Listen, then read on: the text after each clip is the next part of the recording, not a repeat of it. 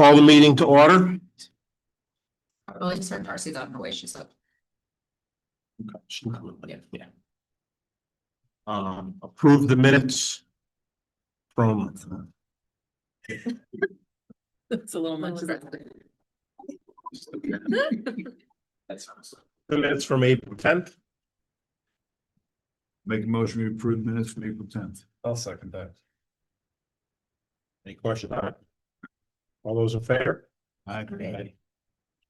Opposed? So moved. Public comment? Anybody on there for public comment? No. Okay, next thing on the agenda is discussion on the site walk through Valley View.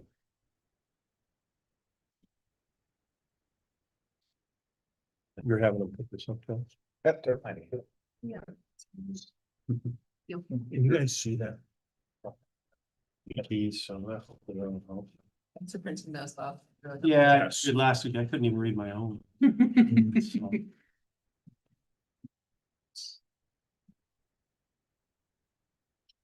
It's not the way.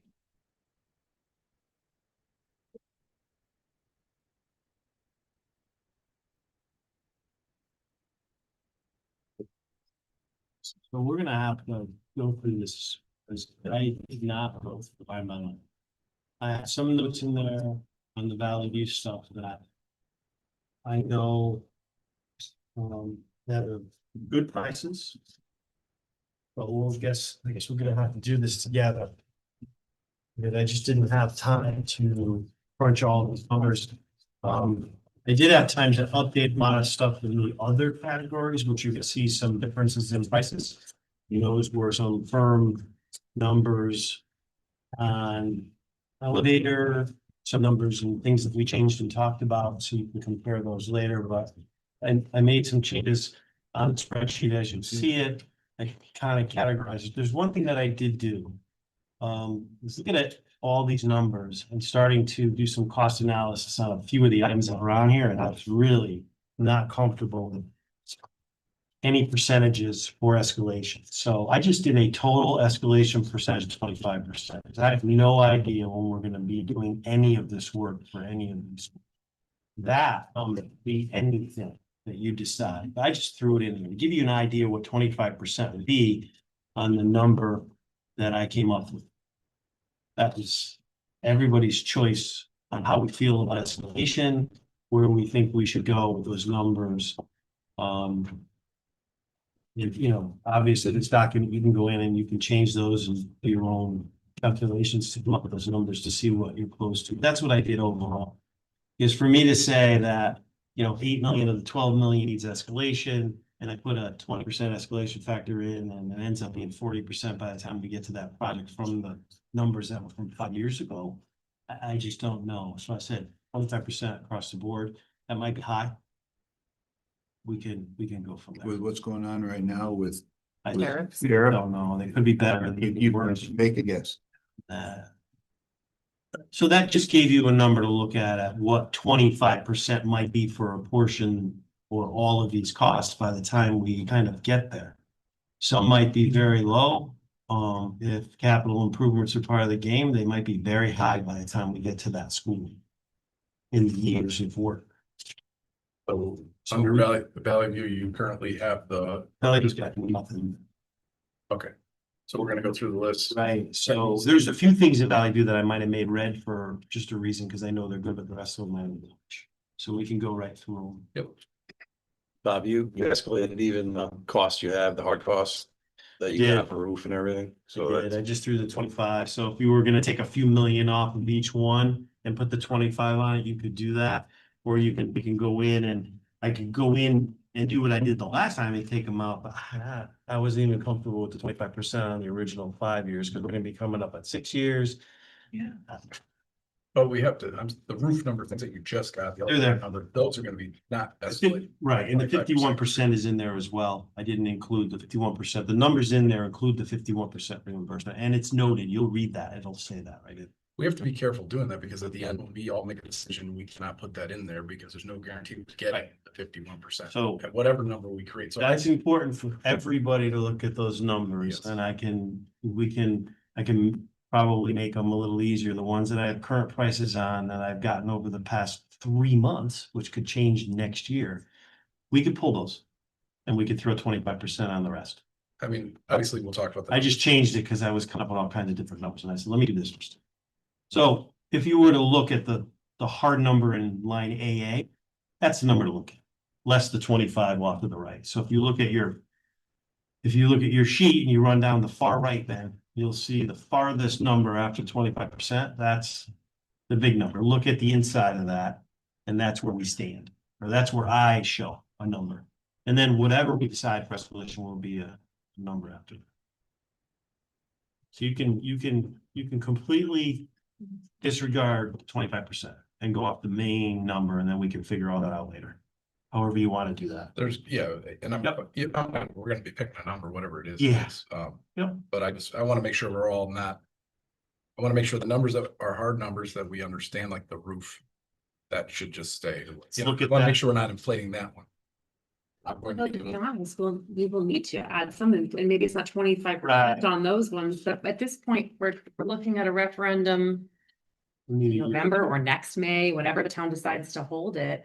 And then we're eligible to apply for a For grant grant in in June, and we don't December. hear back until December 2026, and you know what I mean, like. Well, that's We do need some sort of We'll look at escalation. on That's these only numbers. if we go down the path of renovate to new. If it's renovate to nice, we can go to referendum in November. The taxpayers can, I don't know how long it's gonna take to get the bonding in place and all that, and then we can start certain projects under the renovation, like Certain roofs. projects, Yeah, right. like roofs. Yeah, but Like, that number- we actually from the beginning, if. That number will change in 3 months. My understanding though, is that anything significant that we're seeking reimbursement for. And now this is where we need to consult with Fryer, because I don't know, like some of those projects, there's like a separate funding source, right, that we don't have to wait for the June grant deadline. But some of them do, some of the bigger projects do have to wait. Then we need priority, because what I understand is if that's only if you break the 50% threshold. And for example, we're obviously doing the steam boilers at the Brownstone. I believe Bob's doing an excellent job trying to get us some reimbursement. Yeah, well. I mean, you know. We went there, so it's not like, yeah, we don't reimburse fossil fuel. You know, I don't get it. Yeah, thanks for that. But they're looking at other stuff. No, I meant the state. They're looking at the state. Well, the efficiency, yeah, the efficiency grants are through energy. Okay, So they make you kind of go through there, but we're still looking for other stuff. That might just be for HVAC upgrades to the state. We have other stuff that's being voted on in the legislature, right? I think it went to the Senate. There's a bill in there that we based on Portland's, has a really funny name. It's DEP or something. It's a new program that they put for schools to apply for reimbursement for HVAC grants, air quality and stuff. And Portland's allotment, it's kind of like LoSiP, but I can't call it that, but it works that way. It's based per capita, it's like 85,000. Yep. If that passes, I can go after that right off the bat, because that's already guaranteed. If the bill passes.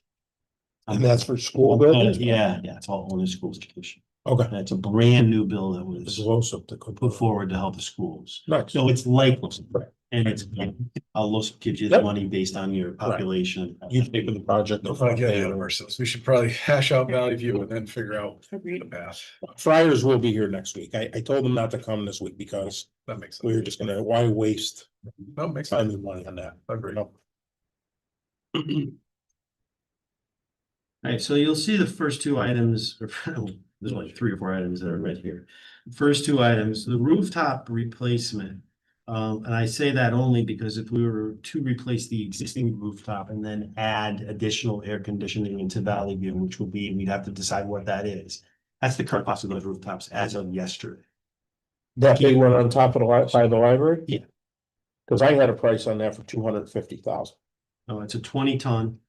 And the whole thing, the 20-ton go up about 105. Just that. Yeah, Single. when we looked at the roof prices, I did one just like that, the exact same unit in Ellington, it was about 250,000. And if this was one of the capital buildings, that would, it's listed as. That's okay. I mean, I'm fine with that. I just. Yeah. We'll have to pull it. I'm Yeah. good. I'm good. Sorry, would you just, sorry. Yep. Bob, would you just kind of summarize what you just said for me, so I make sure I understand? You're looking at those two cooling units at the top, and those are the 105 and the 42,000 in red are your numbers, and those are updated. Yeah, because those exist. So if we were to do nothing and just keep the air conditioning in the school as it is, those will be updated at those prices. Okay. If we add air conditioning to the school, we need some type of schematic on what we're gonna do. We need some type of design to be able to price it. Are we gonna do mini splits? It's a single floor school right now. Are we gonna do mini splits in certain areas, or are we gonna reinforce the roof when we do the roof over with new curb boxes that can handle additional rooftops? If that's the case, then we have to make sure that we can do and run ductwork down into all those areas of Valley View, which might be difficult. The areas that have rooftops are the new areas that were built, and they had that built in. The duct, there might be a difficulty with that roof design to be able to get ductwork in that particular school versus like Brownstone. Which you got crazy high ceilings, lower them and put ductwork above. So we have to look at that. So that's a big question mark out there. And it always is. Every time we look at AC, I don't really have anything to price it off of because we need design work for that. So So that 150-ish, 147 is just replacement of the units that are already there, and there's, Yep. that's, it's a big question mark about if we had to add AC and ductwork.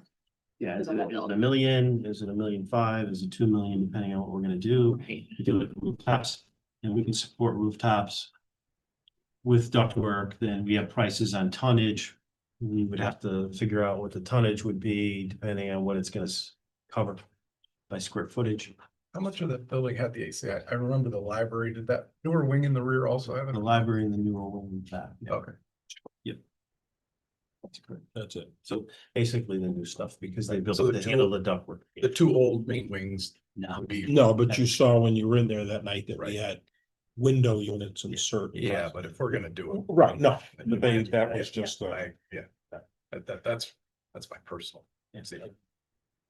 No, I mean, I agree with you, and not only because it's the right thing to do, but also because you need, I mean, we witnessed this as part of our walkthrough. You walk into the library and you can tell how much moisture is a problem in that library because doors are open, because that area is cool, the rest of the school is warm. Yep. And that's, that's a problem. so building wiring there is fairly good. But it will not be, and it will certainly need to be upgraded to handle an additional AC or HVAC, so. I'm not sure how much of that we'll have to add panels, I'm sure, because they're gonna have to be completely separate circuit panels. Depending on the locations of the air conditioning units, depending on what we use, so I would recommend that stays in, all of that stays in. To be able to update and bring that stuff up to the code that it'll need to be.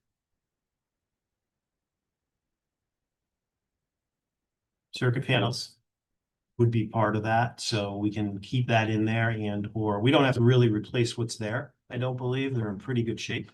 A lot of stuff has been done. It's really just breakers. Panels seem to be okay, especially in the new wing. But the old wing, I think it'll be okay. It might be incorporated in that whole plan above it.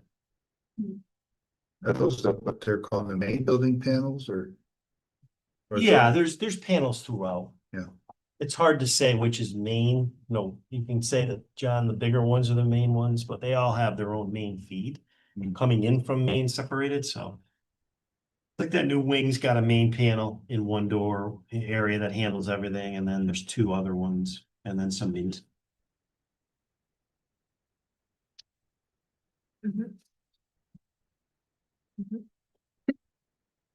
So you gotta leave the 507 in there, and I would leave 76, and then I don't think you have to worry about the 2525 because that's kind of inclusive of what's in the closets and the smaller panels, and I think those will be fine. Because whatever they do, the 500,000 is gonna incorporate most of that stuff, upgrades. All the indoor lighting needs to be upgraded. And going to LED will certainly help the amount of panels and breakers that we'll need, so we should keep that.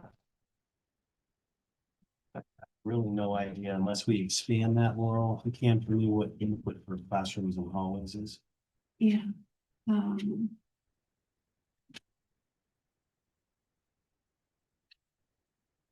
That's all it says, input for Yeah, classrooms and so hallways. that's a no.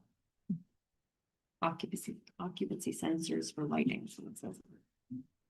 Oh, for the input for classrooms and hallways? Yeah. Part- that- In that'll column be- E, it says occupancy Yeah, sensors. that'll be part of the LED number, so I wouldn't include that. That's fine. First source still get money for that, or they don't, Bob? Well, they're programming some lighting very, very soon for LED programs, which is kind of crazy that it started that long ago and it's already. They'll have other programs out, but it probably won't be for lighting. They'll probably go back to energy efficiency, HVAC or. So they want you to run an efficient electric. Non-fossil fuel unit. You can find me one. They'll give you money back. Generator, that 30,000 is way too low.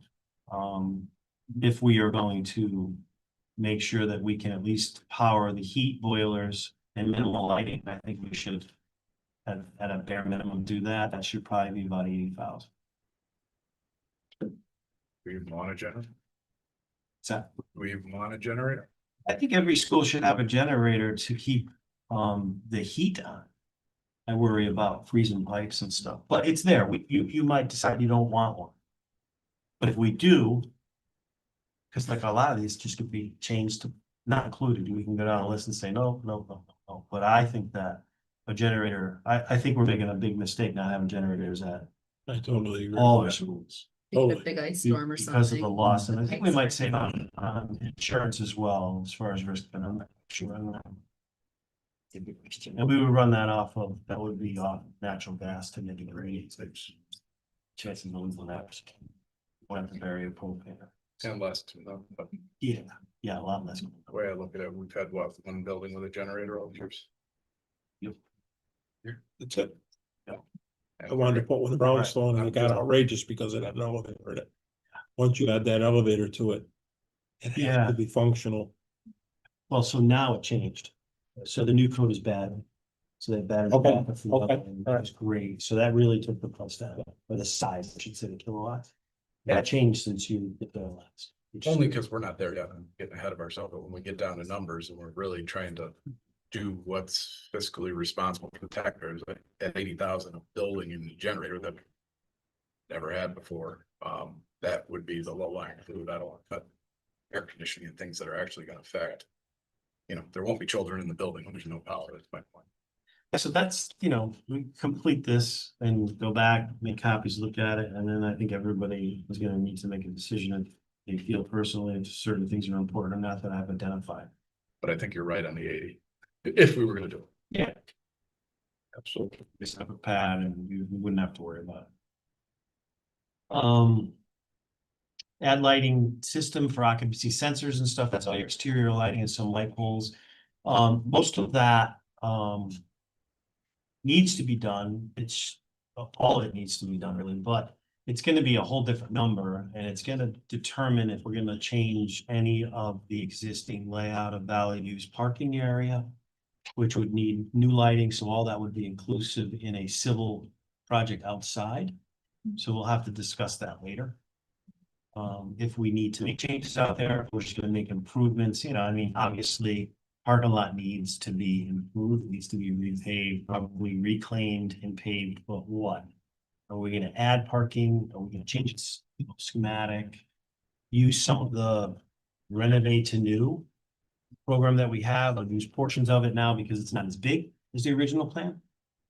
How do we change that? Do you know if we have an ADA spot behind the building? Cause I drove through before I came here, there's no ADA spot in that entire building. Not one. What do you mean, the parking lot? Yeah.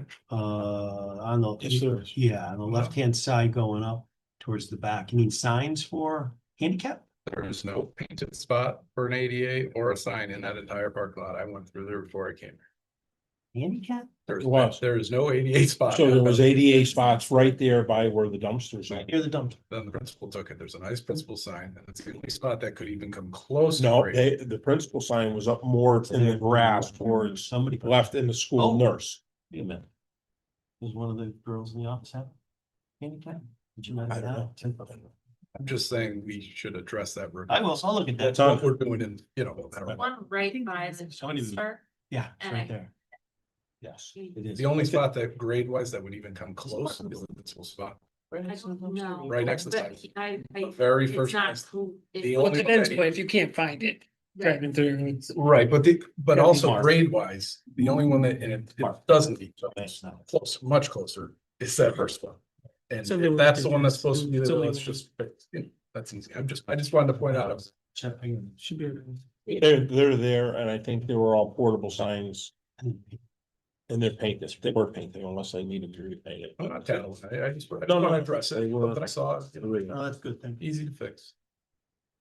So this item that you're talking about is the exterior lighting control, it's the $7,000 item, and you're saying, Bob, that you think that we should be Well, I'll leave it either way. leaving it or But adding more to I it? think it's gotta be part of another discussion related to what we Okay. do outside. And 7's not even close. Yeah.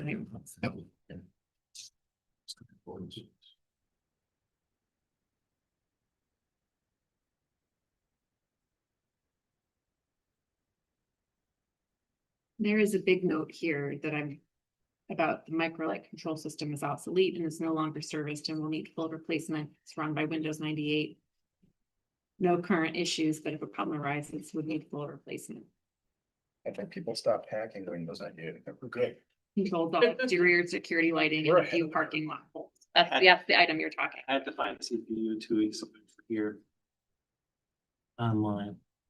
Windows 98, that was. Controls all interior occupancy sensors in the hallways, that does not control the stage lighting. That's that. This is that light item for 7,000. It's exterior. So just to security let you know, lighting. they started talking about controls, right? And Just that interior. word controls Yeah. is $50,000. And they put 7. That's why. So we would do things a little different. Now with controls for lighting, there's a lot of better, there's even timers that work better than that. Timer I can go and change. The computer, if it fails, it can't. Timers you can put back in when you want. So we've changed some of the outdoor, all our outdoor lighting here is off time. It's off that 90s computer. Stuff. So we'll leave that, but we gotta talk about that as a bigger plan. Depending on what we're gonna do. Repaint, operationally, it's just repaint, replace. There's glass doors, there's double doors. There's a ton of doors. I'll tell you one thing, Valley View's doors are. I spend probably the best of 3 days making sure that they pass fire code before every inspection.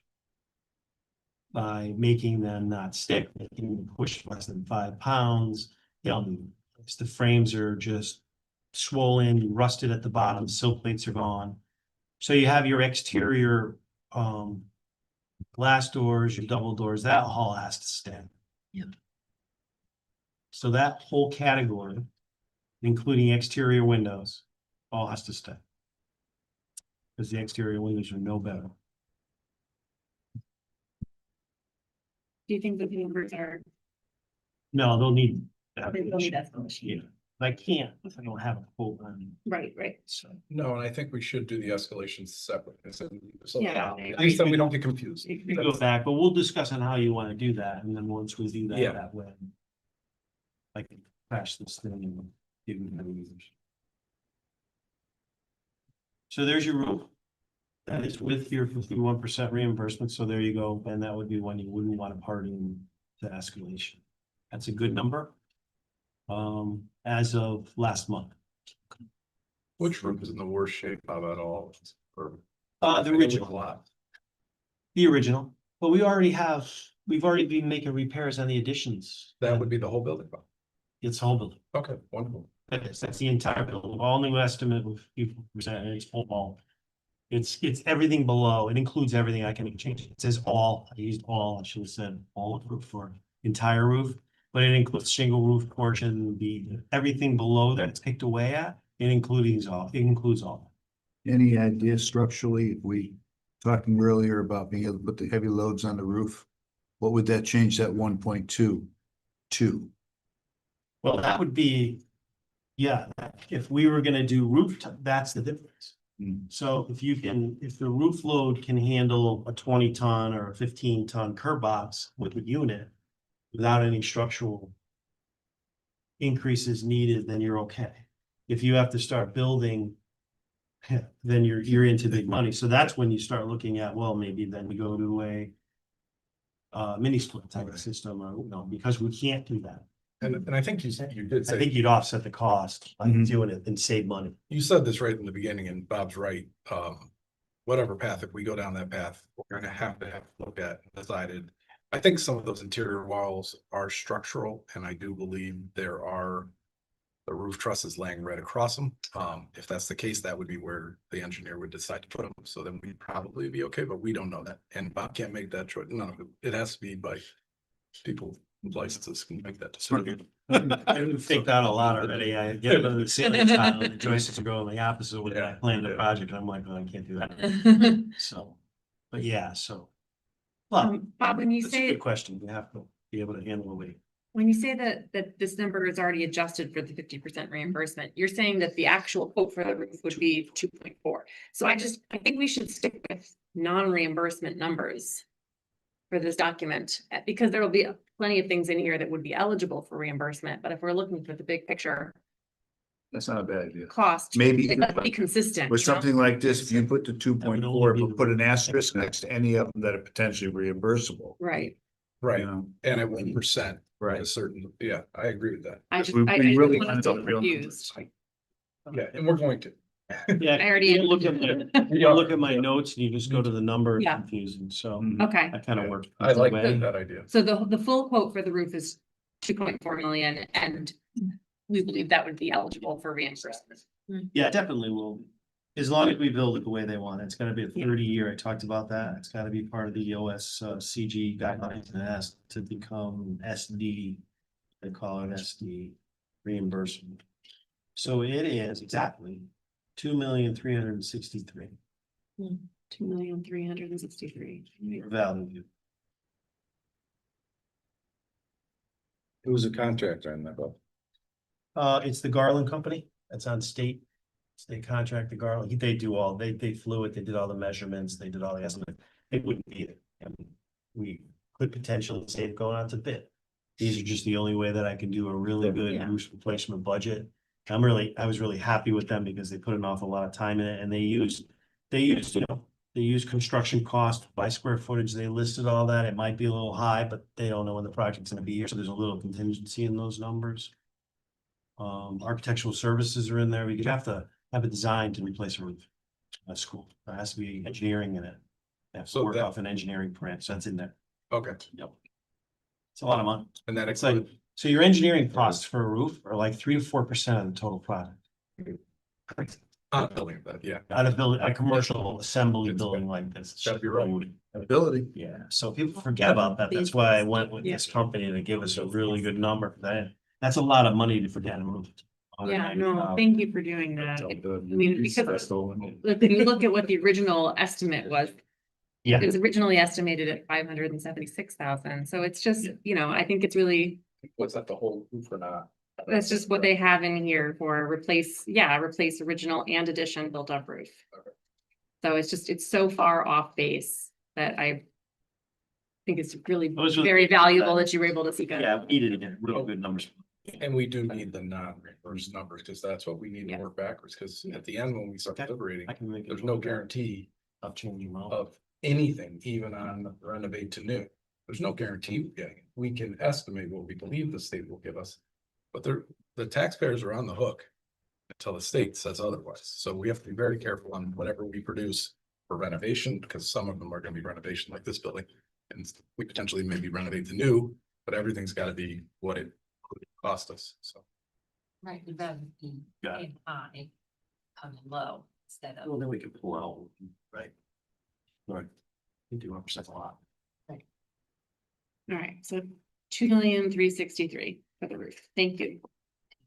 Clarifying that.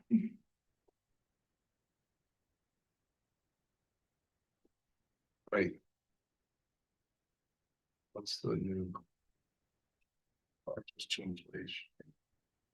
That's all included, that's all included. Disregard the next three lines because that's all Okay. included, because that's all, Sorry. that's entire. That was like a separate line item for shingles, it looks like. Yeah, that was, I did that. That's all been redone now. What's the repointing of the awning? The awning I saw had a roof, the one above the little. It's a little pinch, that's included.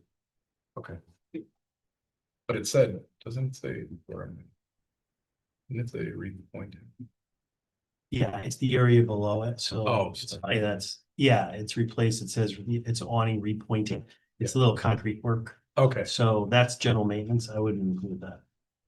I would have not included it if you were to ask me.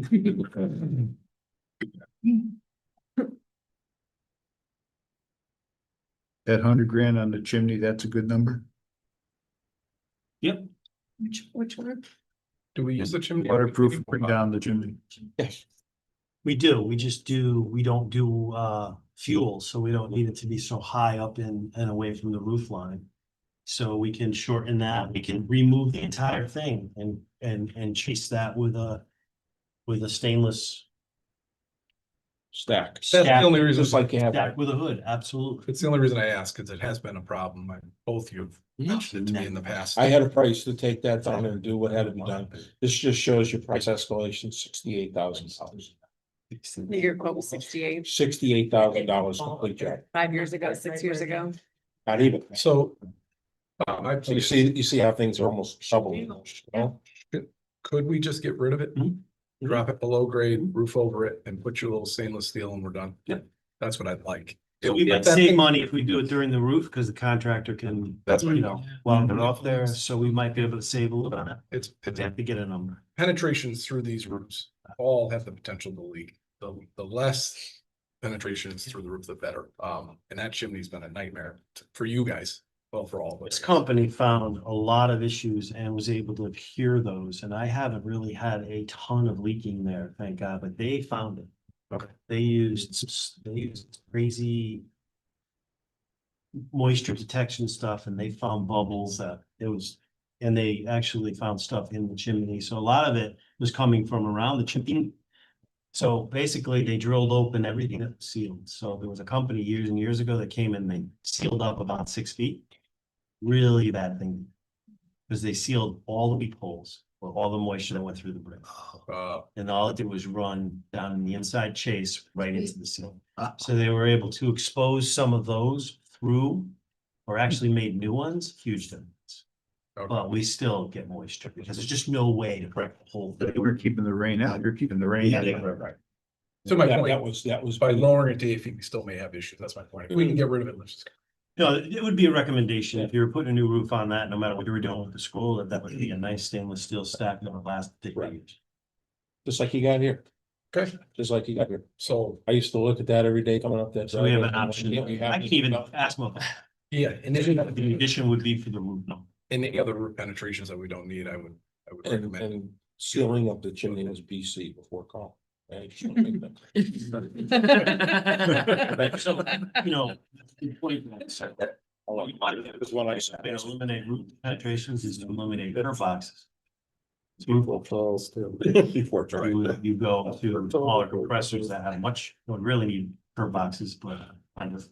They have just small 1 inch, 1.5 inch PVC penetrations, and then where you put on the single stories, you can put most of the compressors outside and you run the ductwork. Or your mini splits to 3 or 4 different classrooms off of one compressor that sits outside the windows. So, yep. Just because if it's a 30-year roof, we're not doing it for 40. I just want to be clear. That's how we roll, so. At least, well, maybe 50. So exterior stairs, you know, obviously they're in pretty good shape. The front ones are not. We have just incredible, all the railings are falling out of them. I have to do some repairs over the next month because it's a safety issue, but we're just gonna tighten those areas up there, chip away around the railings, but you know, we have to come up with some type of plan to do some exterior stair work, depending on what the layout of this, if the layout of the school remains the same, then certainly have to, you know, tighten up that ramp the ADA ramp in the That, front. that needs a complete. Next to ramp. That is And, awful. That is awful. I think we could do a straight ramp, Yeah. without the zigzag. So, you know, we definitely have to put some money in for exterior stairs. You know, exterior stairs and loading dock, that's $1,000. That is just like, I have no idea what they're talking about, but. You know, I mean, here, that's got drainage and everything and it's paved and there's a small staircase. That's the staircase that you actually go up with the swing door to the Yeah. cafeteria. That's what's for food delivery. Yeah, so- $1,000. I mean, you know, you're not, but I don't have to tell you guys how much, you know, you basically would put a precast in. That would work. And so you're not gonna get that for $1,000 for that big, so. Do you have a, We need to lose some, we need to put some money in, $5,000 for the loading dock for a maybe more. Precast, because then you gotta drop it, you gotta level that area, but that would be the best thing to do with stairs, is try to get as much precast done in there and then do sidewalk and just drop it. Put it in. No, so just put all those numbers in, but they're certainly not high. would it be worth it to try and increase them, or we don't have a sense of how much to increase it by? I don't, I mean, if you were to put $100,000 in that first line item where it said 8,000 to cover all of those areas, you might be lucky. I don't know. That's including the handicap. It's the demo. and all that, right? Right. It's the demo stripping it and they're gonna say, what kind of concrete is it? How old is it? Be a beta, 50,000, I don't know. Well, demo wouldn't be that much. It's repouring. So that whole front section of Valley View is a lot of square footage. If we could do the majority of it with, like I said, precast stuff, then a lot easier. Because then you're just working on regrading and setting them. Yeah. So you're guessing 100,000 would is an estimate for all of the exterior stairs? You have a whole set on the side, which aren't too bad. But you know, those stairs that go as you're going out towards the back on the left, those double doors that go near the gymnasium. Those are double two. Yeah. Those Yep. 3 and flat and 3, yeah. Yep. So that, you're gonna do that, so. Those aren't too bad, right? Those were. Those were new in 92. The front one, Right. the front ones, when that addition and everything was renovation was done there, the original stairs stayed. And then they put that handicap ramp on. Yeah, I'm not good with that. I able to precast stuff, so I could try to get some better numbers this week. Yeah, that 8,000. We do that, I'll call some precast guys. But the ramp design is a problem too. Is It that? is. is your That thinking needs- it's that needs to specifically, be- Or is that part of this? We need to make that like a ring. That's even hard for wheelchairs to get around that. Yeah. So, Bring it out, you put small, you may have to put small landing in it, run and then well, continue on. that's the reason why you see those that take the turn is because you gotta keep the slope. Yeah. And the top of that entry so high. So that would have to probably, I don't think we could do it. We still would have to end up way out near the path that goes to place. Keep it 2%. I mean, it'd have to go a long way. to keep It would. But the ramp that comes out of the cafeteria, that. That's the one we're That's talking what- about where they said $1,000. Where Oh, it says I thought- dock, that's considered a dock. No, you're talking about the one that's out the side door. Yeah, the side. That's the exit. That one's That's out. the paved side. That's just The paint. oil tank spot, Oh, yeah. Yeah. It's just, there's just the paved. side. no That- steps there. That one rough. too, Yeah, though. but that's not stairs. Right, That will probably come up on here as far as sidewalks. yeah, Mhm. because so many kids. Different people on. Oh, that should be like 4 or 5 foot, so you Right, have a too, machine on it, so it'd be it's- concrete. The little 3-foot Below wide it. sidewalk that it should be. Yeah. I'll check that out tonight. So the school does need some repoint. I put 50,000 in there, I don't know, I'll put an For the asterisk. stairs after or for that. repointing? Just no, for the stairs, For put just a stairs. number where the 8 is, not 50,000 in my end. And And Bob, then is that including the handicap? I'm going to, yeah, but I'm gonna come back with more numbers. I'm gonna see what I can get, have somebody come out and take a look at it, I should be able to.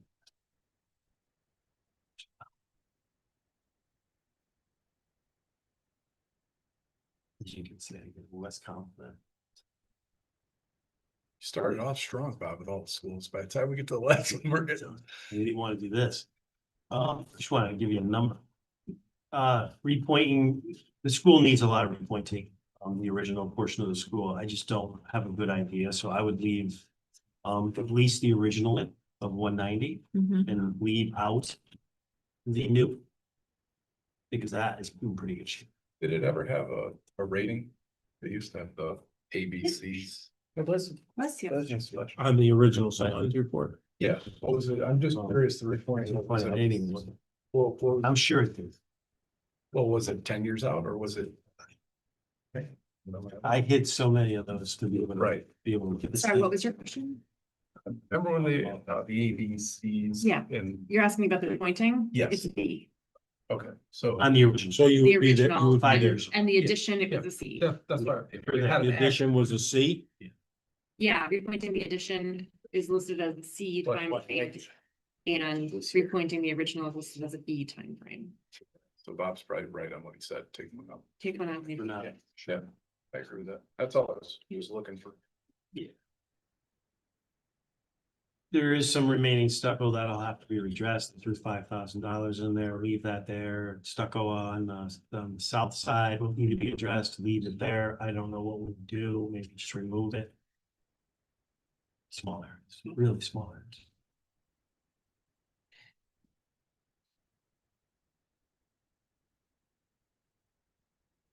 Okay, so. Condensate tank, heat exchanger, they got a step. The burners do not. Oh, wait. The boilers, which we'll get to, do not, but the burners are original. They need to be replaced. They need to be replaced. So leave the 50, And- take out the 176. Saying that.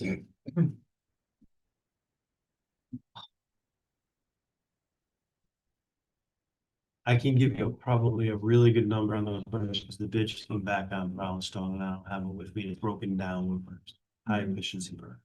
Do you think we're okay leaving the 50 or you think it's low or you think it's higher? It's higher, So it'll be higher than 6. yeah. Yeah. What do you? Throw a number guess, because I'd rather we get closer. Sitting on my desk. Oh. Actually, hang on. Got it on my email because I sent it to get verified today.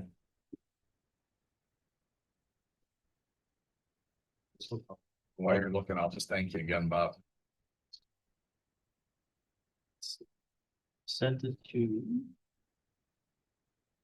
Oh.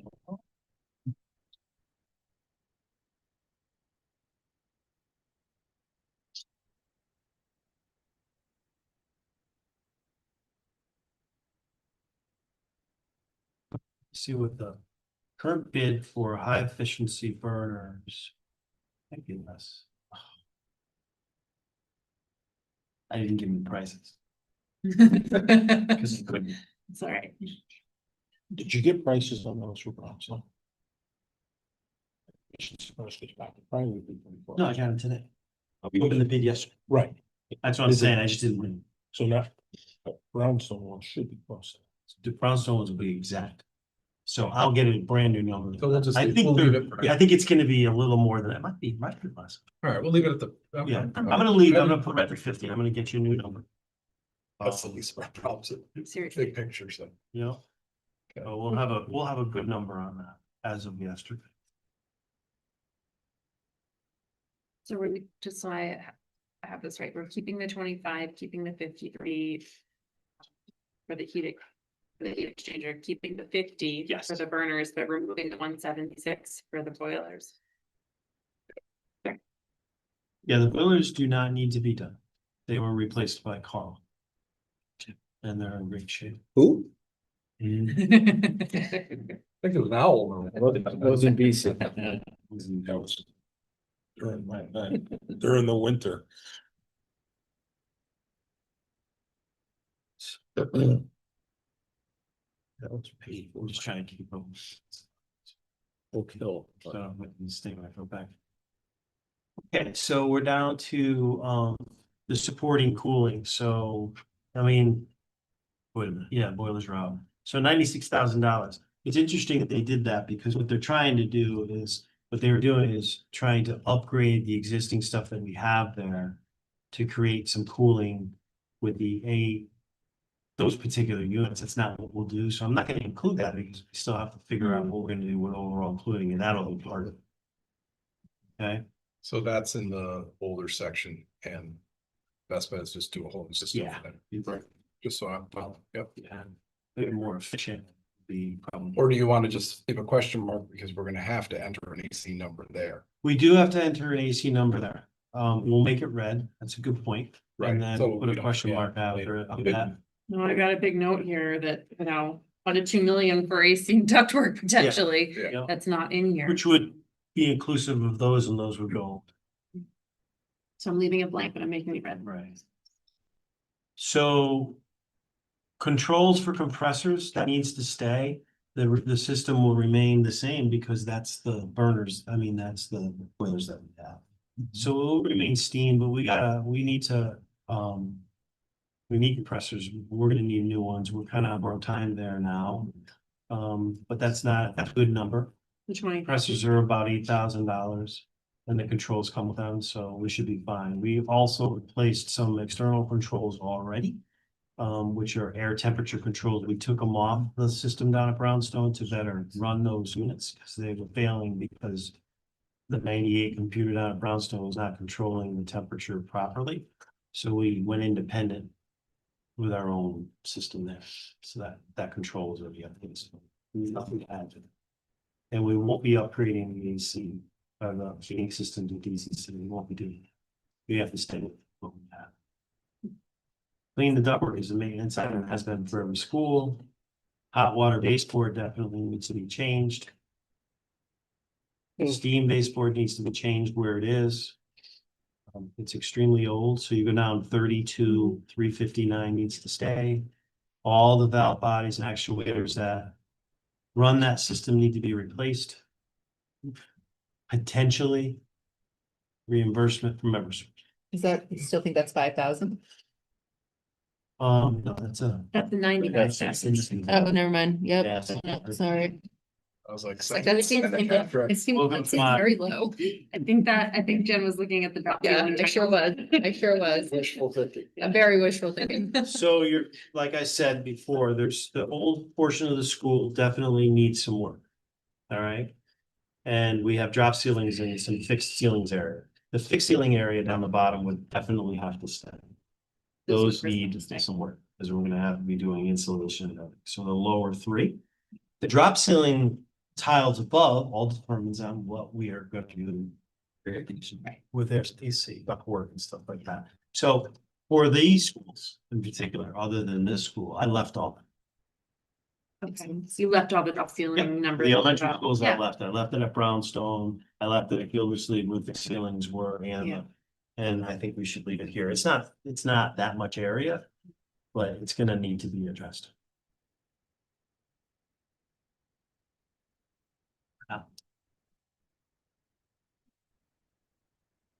Same thing with all the classroom stuff.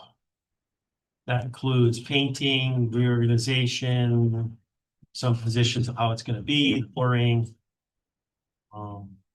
In those particular areas, we don't have much of a moisture issue at Mountain View. I think an HVA system with good dehumidification is really gonna make that place better. We don't have the moisture issues from the ground that we do the way it sits. From like we do at Gildersleeve, that sits kind of in a belly.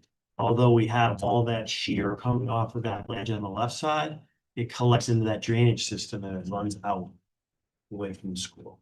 I mean, we've had some water come in through sills and doorways and stuff like that. That's just because of, the storm system couldn't handle it, so.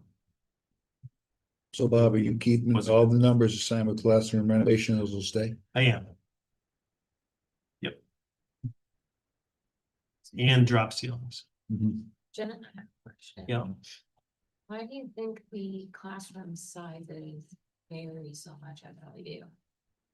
Like wildly, some of them are, like Jenna Ford's room is teeny tiny. Yeah, I think so. I don't know. But certainly the way the building was constructed might have a lot to do with that. And then when they put the addition on, they made some really big rooms in the back. In Yeah. particular because they're using it for art and stuff and they Yeah. probably went off but yeah, I don't know. There is. Wasn't that the Kindergarten goal classes are originally K through huge, 5? and Jennifer. The other classes are small. Like you go past the office, take your first left, it's the first one on the left. Mhm. It's, That's a newer room. oh, That was a newer room with the addition, a couple of those. okay, Why they were so big, I don't. yeah. Those it's- were at- it's That teeny. used to be a little. And then you No, go down. that's that- Small. That's Yes, synchronous. Yeah, I think they. had two Because there. there was a wall there, like the wall came down and now that classroom's massive. Yeah, All the way. No, There she's was- saying on the left. There was a. Well, You're saying Janet- Kathy Tomlinson. Yeah. So the office was made bigger, yes. That one I think that's So all. there used to be like a little Administration still. courtyard for nothing, it was in the front. The office. They put They classrooms, She- they put classrooms in there, Ben's resident. and then down here, when you came out, Some, was classrooms. the first two there. Sorry, I was with the first good.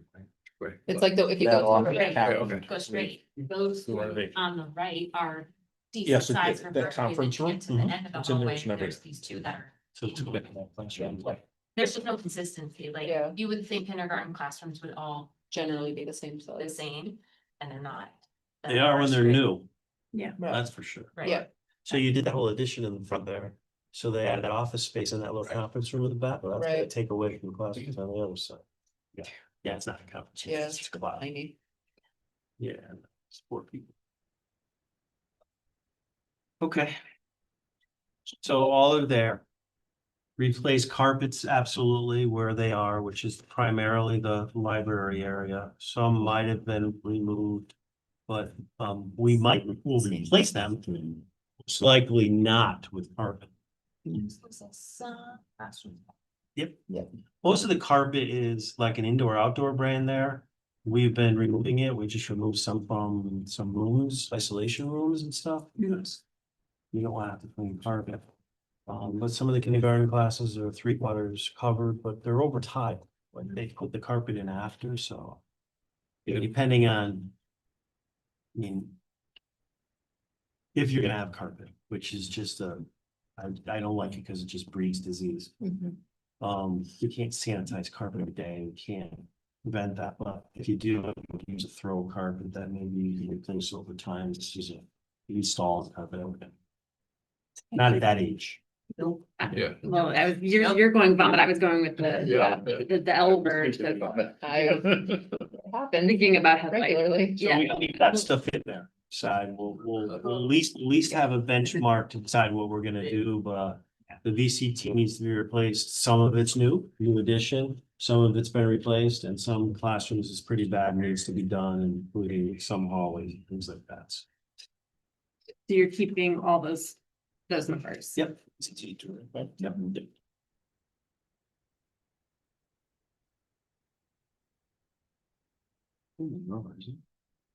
The gym at Valley View? No, it's tile. It's a tile for. Yeah. Oh, it is. It's like a multi-purpose one. And so I'm not quite sure what a wood floor. Yeah, The stage maybe? Yeah, it does say wood Oh, floors on the stage. So all little, thank you. Yeah, so Yeah. that's So you've got more the of a expansion, multi-purpose. thank I would have had to expand that to look at it, but here I. Yeah. Yeah, so Questions. All's got the answer. we'll keep that out because we're not even sure what we're gonna do with that space. That will remain. But I can't imagine 5,000 to refinish the floor, probably not bad. On the stage. Just for the stage. Yeah. Right. It's probably a good number. You wanna leave that in there? Based on all my heart. get a lot of classroom furniture for $3,000. Yeah. Yeah, you get about bet. exactly 20 chairs. So one classroom of 20 chairs, great. So we should be realistic there and put a number there to be able to replace furniture that needs to be done for that age group and. I don't know what that number would be, but You're looking at the classroom furnishings line, they're just talking about in the media center, apparently. This is Oh. 20 chairs for the media center. 20 per position. Computer station, 20 chairs and 2 long chairs. There you go. Cheers. Right out of the box. All after 3,000. Didn't even have to change that number. Oh.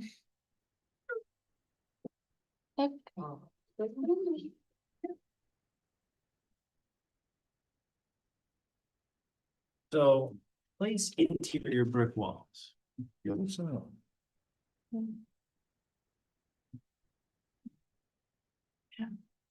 So all of these lines are different spaces where they are suggesting replacement of interior brick walls. Is that true? It looks like in the is. cafeteria. Cafeteria. computer data room, front hallway, yellow hallway, front hallway, gym hallway. They're obviously not low bearing for the price. It doesn't say, it doesn't have a reason. It's Yeah, just and brick tile in those. There, there is such little cost there. We're not gonna include any of that because it makes absolutely no sense. If they're thinking about, if they're block walls and they're load bearing walls, block walls. Repointing them, painting them.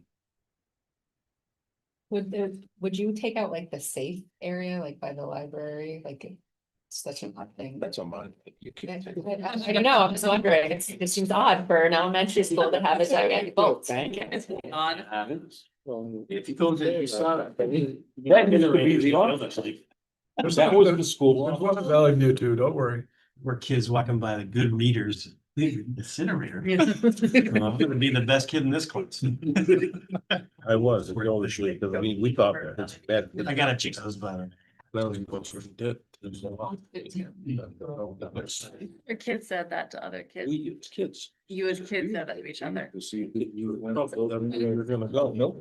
So, Any tile on the walls.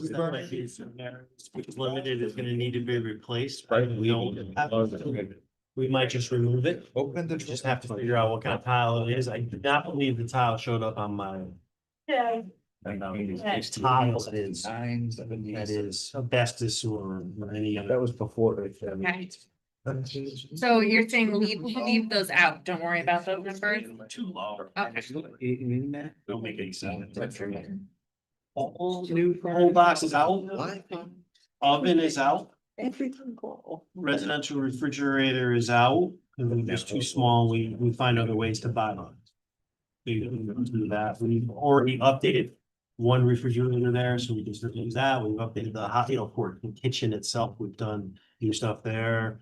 There's a brand new, we might get to it too, but there's a brand new serving station for the kids. That all comes out of that other fund. It that- does, Yeah. yeah, and this stuff is too small. So we renovate bathrooms and stuff. They all have to be done in whatever fashion, including ones that,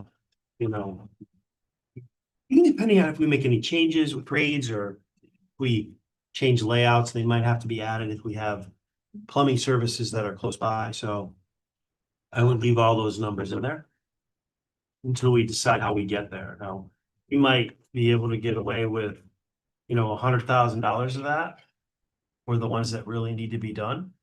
But we don't know what escalation is gonna be. I would leave all that in there. Mhm. Um, My concern too is that or what I, put the two 100s in and eliminate the rest. Go with $200,000. okay, That's It enough. says Oh, small bath, a shower, there's three of them. There's no showers at Valley View that I know of. I don't know the building as well, so. one in the nurse's One office. be- In the nurse's office. no, the bathroom and we're in the bathroom in the nurse's office.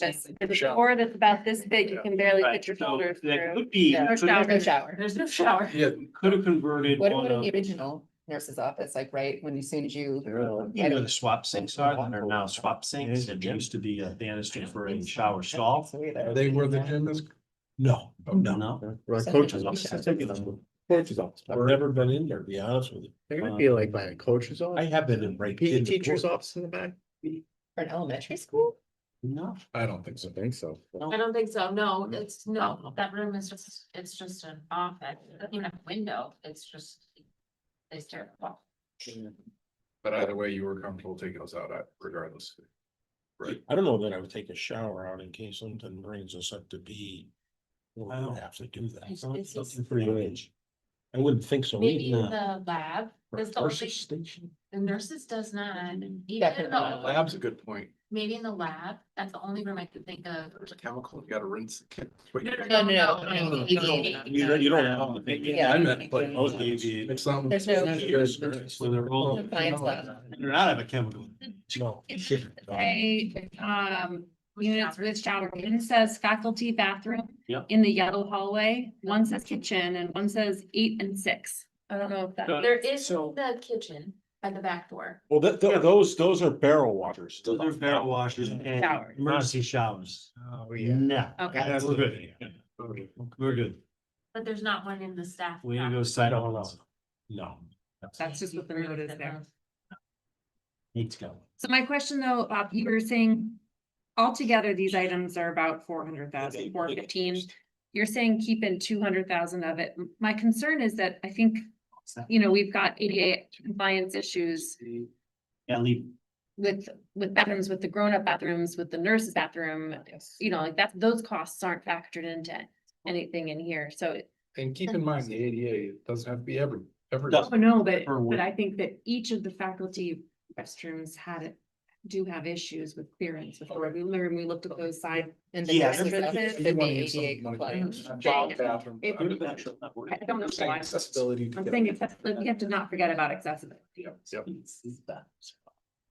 Yeah, we actually, Can't miss just to that. let you know, we actually removed petitions because you couldn't even turn around in the stalls that we put up a while back because someone said that you have to do that because you can see before you shut the door. So we removed it. 'Cause that's ridiculous. You couldn't even move it. So those bathrooms need some work. So, yeah, I leave it in because, and then we can go backwards if we have to. Leave them all in. Hot water heaters below that, if you're making everything red, leave those. Those all have to be done. Some might change there depending on what we decide to do. I don't think we'll have to add, but. They're all individually, they don't last long at all. No, they don't. One's at the high school, the newer ones are failing already. We have one here at the high school that's already rotting out on the bottom and it's only like 6 years old. I replaced them. It's, you know, we can only filter our water so much, but you know, we're pretty, the water in town has got a lot of. calcium. All right, drinking fountains. That would use, gonna need, You said you could do touch free though, right? no, but the unit, it doesn't, so I look at it more of. The unit itself that we're using now, John, not really what, how they identify it as an idea. So I just look at replace drinking fountains, and we're gonna need to do some of those at Valley View. So there's no history. So, That might have been I'm gonna say- included with what was in the kindergarten rooms, because I believe those had a drinking fountain. They did sink, they might, correct? Thanks. Mhm. That whole wing there. Yeah, let's take that for a plan. Yeah, And we either put it in here or we don't. We either make it a maintenance item for $5,000, we put it in for 5,000 to get us updated, because the prices, I kind of know what they are. To throw them in. So if you were to put $5,000 in that first line item, not including any of the other ones, I think we'll be okay. And replace drinking fountain? Do 5,000, because I know this. The units are. With and without bottle fillers. So you can get it with the bottle filler, and you can also get it to add on above or afterwards if you want. It has a little thing in the, you just gotta connect it up. Carl, those ones in the classrooms you mentioned for the little kids, are those just like an extra of? What are they actually? So basically, you What got are your, if I remember right, you got your sink and you got the old handle style. Okay. So little kids could they? reach So it. it's not a plug-in. No. No. It's built into those low counters there. Yeah. It's like just Yes, a little it's bit. all on the sink counter. That's, Gildersleeve has them too, They're that terrible. haven't been used in the year that I've Like ever. the used push it. button, they can't reach it Yeah. too high. you Nobody can wants put a- 20 kindergartners mouth that goes the same. So. You replace them even when you don't have gas, you'll say, well, you have some or whatever, but they might not be the right height when you're doing it, you put them at the right height for the age groups that are in there, so. But that. The 5,000 that you're putting in there is upgrades to the hallway drinking fountain units. Yeah, Should probably get some money to do those stuff. Oh, yeah. You're gonna get nailed for that, going down through that whole All your, preschool and kindergarten wing. Excuse me. We're gonna get nailed with what? Well, because of the way those are old, that's where all those are getting counted. that's why I from. just did. Yeah. You have the ones in there, right, with the bottle filling stations. But you get into that whole, take a left in the office and you come down to the kindergarten preschool wing. That's gonna have to be addressed. Those are in the classrooms. They're in the classrooms. Yeah, I don't know if I don't know how you would do if them. they're Probably in this wouldn't do them the way upgrade they are thing, now. touch free, and I don't know if it's in there. Where they address those, but they're certainly not up where they're drinking fountains. Bottle fills. So. So we're there, the upgrade sinks to touch free. Ignore touch free, but we definitely have to update sinks, probably every single one of them. We're gonna have piping and stuff that's gonna need to be done, so we gotta include all of that. So you're gonna keep Including this whole thing. The whole thing, including toilets. That's a very important point. It's not included where you see the bathroom stuff, so it's important to add that. Just like we did in every other school. This is a question for doing. Sinks and things, like toilets and things like that. Is there something that can be put onto them to either help kids step, like No. step rails, like, because they're all too high right now. Well, no, I you know have that's to like- make them low. You can make just smaller toilet.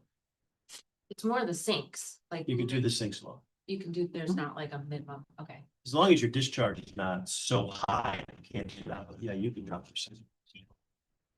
Just things to think of, or build it so that.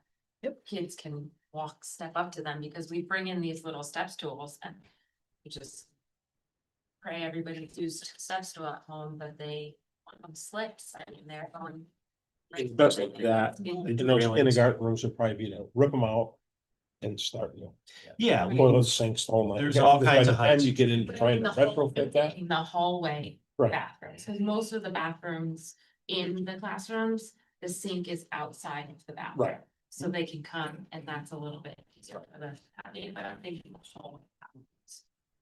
yeah, as long as, there's student bathrooms and they're used for that, and you're not combining them, because you certainly don't want the adult and staff and visitors.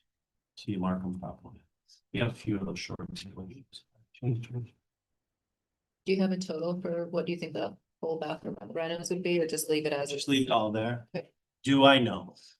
But we have to include those line items because we know they're gonna do the. Okay. Yep. I'll read that off. So the kitchen slop sink, most of the sinks that the custodians use as well, as the kitchen are in pretty bad shape. I think those rooms would need to be changed. They're gonna need to be plumbing in there. We're gonna have to come up with another design because they can barely get a bucket in those rooms. They're basically converted buckets. They can't get, they have some storage in them and then they use the hose and pull it out and they run into their buckets in the hole. We're supposed to be doing all that stuff in the swap sink to contain any spillage or whatever, but we don't have room, so we'll have to leave money there for that. We'll have to figure out how we're gonna. Certainly don't want to remove that.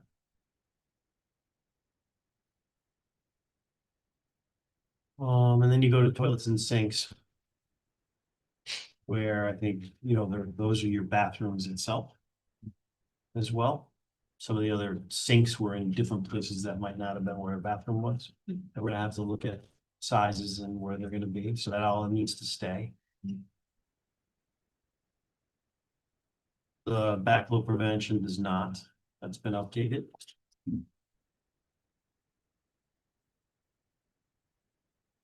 And the two items here, we've left as a benchmark, or really just something to keep there as a benchmark, because we don't know how much of the building distribution or the drainage is for those bathrooms and stuff that we can get to needs to be replaced. There's an awful lot of drainage that still needs to be replaced that's in the crawl space under the building, and that's a difficult spot to be able to work there. And we have to that all has to be done. We're still having some issues with that. We've replaced temporarily, but it needs to be replaced from the fixtures down to the exit. exterior of the building, so we can do that. So there's a lot of work there. Just in that particular area, and then I know that that's basically drainage. The building distribution is gonna determine what we're gonna need to supply water to any changes we have in the kitchen, but absolutely all the piping that we can get to in the bathrooms will have to be changed to new, and a lot of that will be braided versus with some of the copper stuff that's there when you think, so I would say that we have to leave that. I left it for every other school. Hopefully that will come in a lot less, but I don't know. The asbestos abatement for the elbows and T's, which there's a lot of. And then some certain rooms have tiles that need to be done. That's the number. I don't have a new number, but that's the number that should stay there. We hope we could do better, but it'll all be based on the report. Those numbers, I think, are coming down a little bit on abatement. Is that true, Chris? Not really. No, I think it's going up. It's all labor. Okay. It is. All. Plus checks. Oh, so they all made their money and he's not. And the, sorry not to go backwards, but on the original report, the $1 million of 591 and 422 are both X's for many, many years out from this. No, They are, but anytime you start doing any of this work, you gotta be. and there's gonna be some, we're obviously changing each fixture, I get that, but I just wanna, So. But like- that whole abatement thing was more tile and everything. I'm talking It about was. the abatements. This is I the- backed it up to just, I was talking about plumbing. I'm not on the abatement. Oh, I backed you up a line item, sorry. okay, all right. Yes, you're right. Today. And I'm, But I know some stuff needs to be done, that Yeah. particular area, it Yeah. might only be half of that to do that one area, but I don't know what's gonna be done if we start lowering. I'm just, Sinks. Full now. So You gotta you look know for that the small ABCD thin plumbers thing to they get had done. deleted. It's 6 years into it. I see what it's like. Would fit. Fire panel that needs to remain. That's the one school that needs to have it all done. The smoke detectors need to be upgraded. I think that's a little high, to be perfectly honest with you. We were able to do a lot of good work at Gildersleeve for a lot less, so I would put 100,000. From the 274. Yeah. Hmm. Yep. Um. Check savings. So security updates. And the security upgrades is gonna be one number. It's gonna include cameras. Gonna include for detection and fobs and stuff like that. So you need to put in about 125,000. That's down from their original, I mean, when I add all those up from their original estimates, it was at like 280. So you think that's high? They're coming from a new. They're with that, they're written today, new program that we're gonna have. Starting hopefully here, and we're gonna be able to add cameras where we really think we need them, and cameras are gonna do. Amazing things that are gonna help us. If we need them, and also tied into that is more ergonomically controls of doors where. Administration can look on their existing desktop with much better cameras, they can control the opens, mics, their mouses and. You know, so a lot of those numbers are coming in now. They're good numbers, so I'm comfortable with being able to do some of our smaller schools for about that much. On that platform and the ability to add to it every single day forever. You can like one camera, we can install. We just have to live it up, but we do license. So. So just put it in for one line item and then don't include the others. how are the yearly fees on this? So So really good, so you Specific. You do, so, no, that's good, but really quick. So you get a license that is good for 10 years for one camera. Right? Everybody looks at the number and says, wow, but it's 10 years. So each camera costs about $130 a year for them for you to be able to control that camera with their net and do everything, and it stores all your data. It's a home run. It stores it in the cloud where you don't have to use your bandwidth at school, which kills the use of the bandwidth of what we do here. Security cameras wipe it out. And you have to spend so much money on individual separate servers. So we looked at like 5 different platforms over the past 6 months, and I think this is the best one, and we're moving forward with it. And we have 5 here that we tested, and they're pretty good. Like if you lost your purse, didn't find them in purse, it'll give me every single one that blocked by a camera. Don't grab the red purse. Right. So it's deterrent more than. Oh, you gotta be the one student. Has to be the scapegoat for the rest. Removal and relocation of playscape, so. I mean. The playscape it's on a hill. Does it work there? No. Is it the best place to go when it rains heavy to have, rides down Whitewater? Yes. Is there a place to remove that? I mean, they put it in their practice, they thought and said, this is ridiculous. You have to climb a hill and you can't get there in a wheelchair or whatever. Yeah, they did mention ADA accessibility. So, we have to address a better place. We addressed a lot of that in the first renovate to new large complex, which doesn't mean that we can't some of that.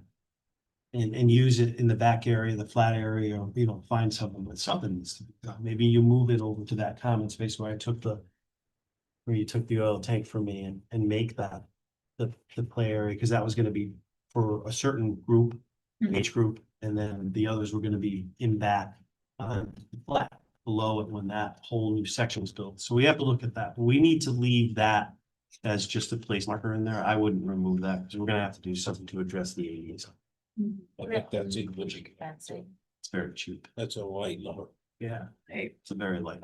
I agree. Yeah, that would have to be all fenced. Yeah. That's a very light. We wouldn't release that. There'll be two things to play on. But again, that can be part of that whole exterior layout of parking lot or what we're gonna do with staircases and stuff, so.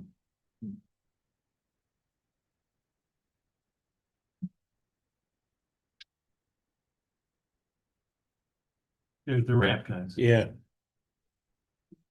Oh, you think that for $3,000. You've got several of these.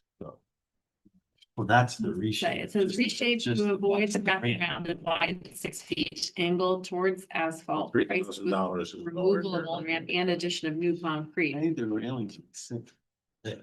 So enough like. Yeah, so we did talk a little bit about that, but that needs to stay because we have to address that with new numbers.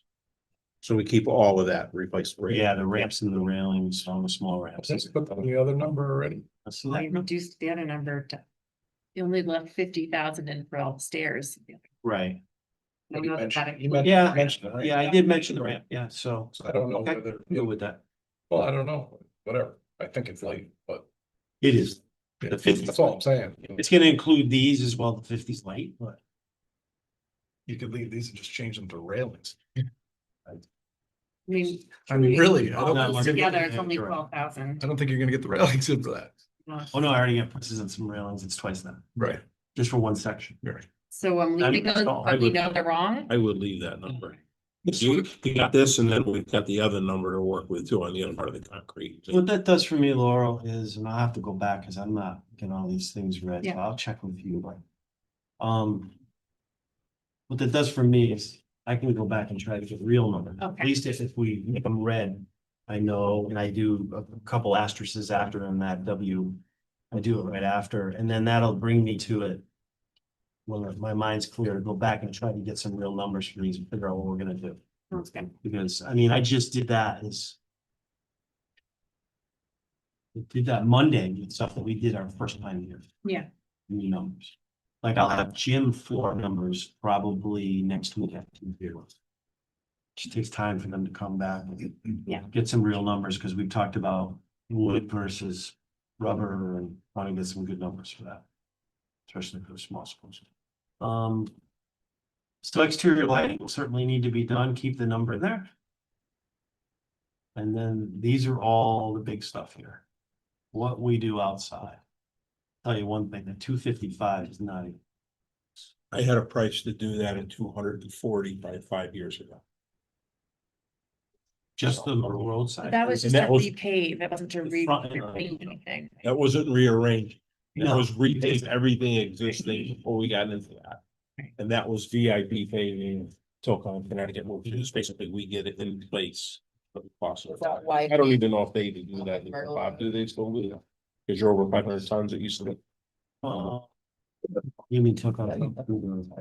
Well, that's what we used to do, like, when you get it on the roads, we can do parking lots, as long as we were Oh. over 500. They did all the firehouses and yeah. and Right. all- Jen had a good question. Did Well, you I'm guys hear sorry. her? Was that widening off of Hall Hill? Because that's what it says on here, that they wanted to widen that as well, because that is very tight for two cars to go down. So that's. It is. She spot on it, but. Keeps traffic. Yeah, that note is in here. Yeah. But not- was GFS. You're on to something. Part of that number that you had include widening. Nope, that just was repaving everything that we had, playgrounds, sidewalk out to Hall Hill. And we definitely Everything have to redone. add two entrances on that. As to avoid that and curbing to avoid that. Washout along that. Yeah. Eastern side. Yeah. So when you're trenching, you're putting in the catch basins, that one, what does that add? Well, That's what I thought. yeah, 'cause you gotta tie into Myrtle Road to make sure that, so that's quite a bit. And catch basins and stuff aren't bad, it's the excavation on the labor. And the other cost too, it's just something to be on our radar, is that I believe that number is just for repaving what exists. It is. You have parking issues that like with the current number of students on days when families are at So- school for whatever reason, get people park along the grass all the way down and it's really not particularly safe. So it seems like that's a number we're gonna wanna explore to make sure that we can fix. And maybe you wanna Parking. look at that. Just saying, maybe you wanna look at that Hmm. design that was there for, Yeah, Yeah. partial, part of Yeah. it we could use. right, Yeah. so what Separate the drop whole, off the or whole bus. thing that you did with the, you know, just you gotta be a full goes. Yeah. I'm talking about like that. So, Connect with the two caps. Right. I don't think you're making a grade. it's tough grade out there, unless you're on the property. Yeah, I did too. In the winter, Chris could ski it, seriously. So with that That's the- said, that number, 255, with a redesign and some work with drainage, this stuff could be 2 million even. Could be getting all kind of money that you're. Could be looking at Those- those. Yeah. Looking at square footage, you're looking at curbing, you're looking at, you would hope that the existing stuff would definitely be reclaimed because that would be great for that area up there, put that back into the surface and get a much better base than it ever had, so the parking lots are gonna last longer. So you reclaim, put it in, use it in other areas you might need it, and then maybe one catch basin coming down that hill with it, so you don't even need half of that pipe getting out to Myrtle and find the closest. And there's one right there in the corner. I hate to even think of this way and ask, but I'll ask the question. Is there any way that we maybe leverage some town work, town employees to do that trenching and that kind of stuff? For capital projects, you can pull those apart, and see which one you can do on your own, so. If you're doing a big project, Yeah, renovate too, you'd wanna put that in there, but yeah. I mean, I use them all the time. yeah, I'm trying to think of ways we can, table here, table over there. And if you guys don't mind, now that we're on Valley View, obviously, I don't think well, I shouldn't make that statement, but in case we don't renovate everything to new, moving forward, we're gonna have to decide potentially what building we may just close, rent out, change the park and rec, things that are out of our control. But having said that, this one looks like it's coming in at a pretty big ticket.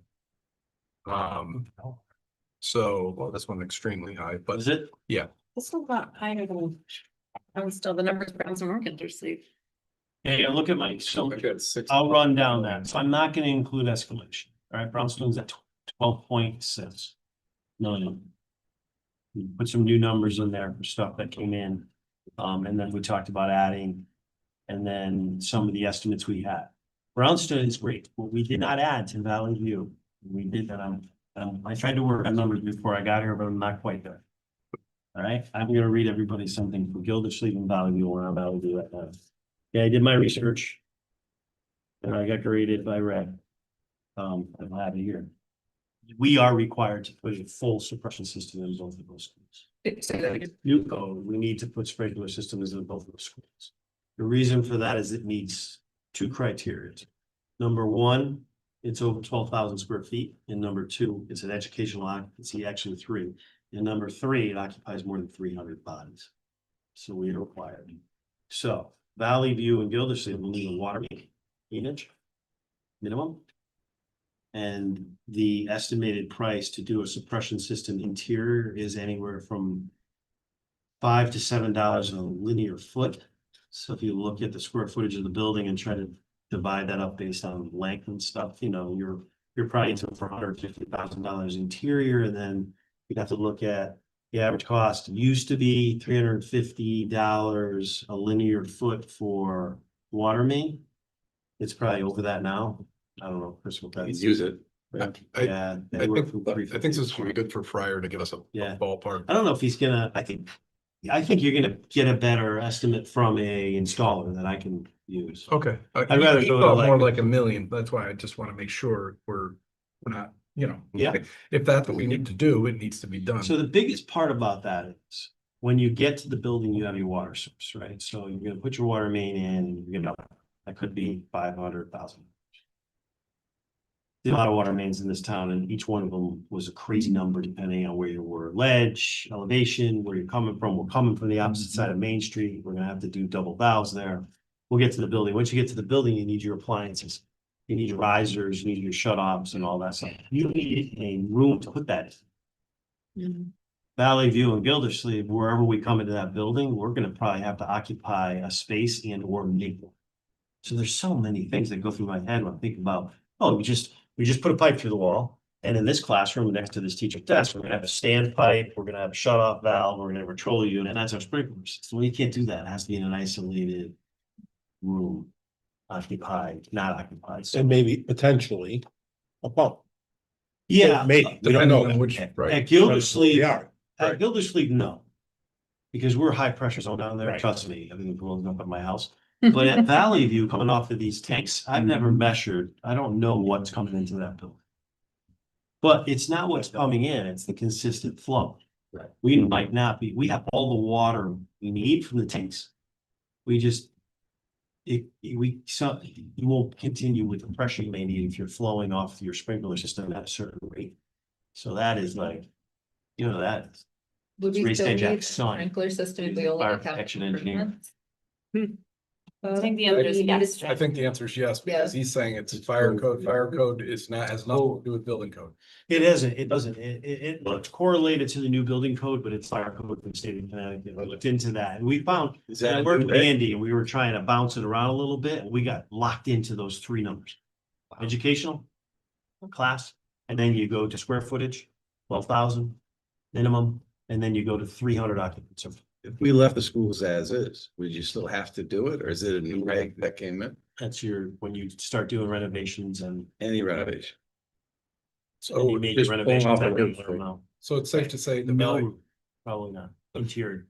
the Valley View numbers would need whatever, like Yeah. using, Friars and, about $1 million, give or take, and then the parking lot probably. I mean, we got $1.7 million over at Gildersleeve, $1.5 million. Jeff, did you- We gotta have a number in here. Chris, did you get any new number on that 1.7? No, I didn't. No, I just been too busy. I, Yeah, yeah, it's right I here. figured you'd call me, so. No. If you didn't, I figured you'd too. So Will you remind me what the story is that, so I know that this is the case at Valley View and Gildersleeve that we need that. What about if This is fully sprinkled. Biz is fully sprinkled? But in the bids, we have money for replacing black pipe, stuff that Right. needs to be Right. replaced there, but Yep. We did a bunch Okay. of that, remember? over the auditorium. yeah, I did that. Yeah. Yeah. Because system got charged, it leaked, we had to redo all the piping there, new chaseways coming up. But they're gonna like- find that a lot of that painted Something pipe like that's that. running down the hallways and stuff needs Yep. to be replaced. Outside's Absolutely. great. Inside's off. And we did put numbers in Brownstone, but back to my point, the reason I bring it up now is when we do finally deliberate, we're gonna have to have a number for each building that we potentially aren't keeping, because we as a group have decided we probably should get rid of one of the buildings, or we're trying to move to that point. So while we're on Valley View, I just quickly scanned through and I wanted you guys to, because I don't want to be the guy. if we were to just keep it as park and rec or a town building, food bank, maybe become our PD in the future, because we have some issues coming down the pipeline with that, but that's a whole different story. My point is, I think we can get away as a town putting about $2 million into it if it was not going to be a school. And the reason I come up with that number is I left $1.3 million for the roof, get rid of the chimney. I obviously left the 50,000 you wanted for your burners. And then I had another 750 kicking around. I do whatever you want with it kind of thing if we're just turning it into a separate building now. And I just want to make sure when we finally deliberate, I'm going to be using a $2 million number. I want to make sure you guys don't say, Ben, you're just making up a number. I don't want to be making up a number. I want to have a plan. And obviously we don't get the vote. John may actually be saying that. Whatever the building gets repurposed to, that's not this committee's job. What we have to do is come up with a plan, whatever building we choose to close. We need to, at least that was one of the things I felt that residents wanted to know when they vote. They wanted to know a dollar amount, how long it's financed, what it's gonna actually cost us, and what's going on with the buildings. When you Yeah, close. we did that for Brownsville. We seen 3 million from Brown. Yeah, you're in the same, I mean, you're doing the same. Yeah, so I wanna, yeah, that's exactly what I wanna do. You, just to push back on your roof number though, the roof is only eligible for reimbursement if it's being reimbursed as a school. So wouldn't we include the full 2.4? That's an excellent of the point. roof? Unless we went into Doe Hill or there's another one that was highly interested, But then my thought was for renting to Oak Hill, then does that put us on the other side of the coin where we have to make other? We're never enhancements to gonna, the building? no, because we're the landlord, we're never gonna exceed the 300 number. We can dictate, right now, we don't exceed the 300 children. In that building, and we could that's a great point.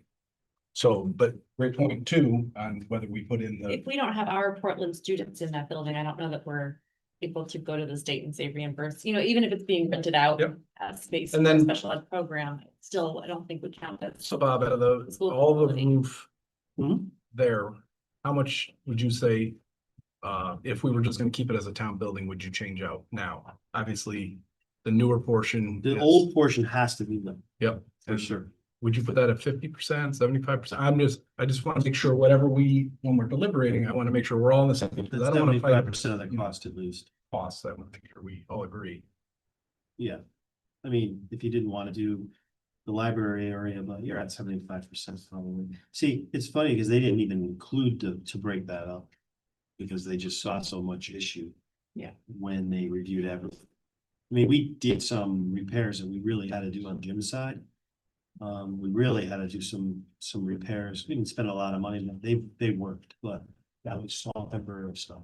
The yeah, I mean, that flat roof was that pulled the flashing right off the sides and the parapets on the building because it shrunk so much.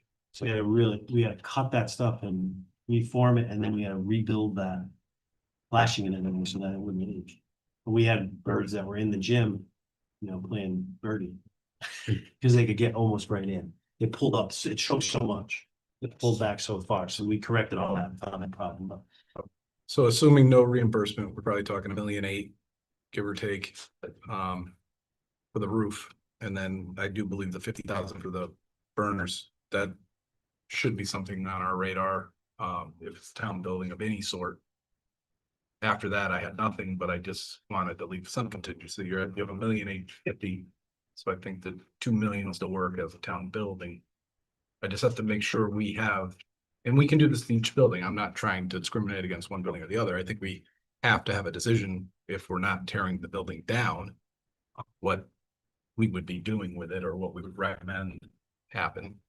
Because I think Bob's point is it's probably safe to say that whichever building you chose would very likely need 2 to 3 million. In, as you're saying, roof and heating and whatnot to make sure that it's operational Should do the same. As a town building. as a town building, yeah. We should do the same thing in schools. If we put a number on it, it's gonna be capped. yeah, I would think the brownstone would be a huge number if it's not a town building, because it's obviously darn near double the square footage of What was my not number? for Killer Brownstone? State, but darn near double the square footage of Valley View, so.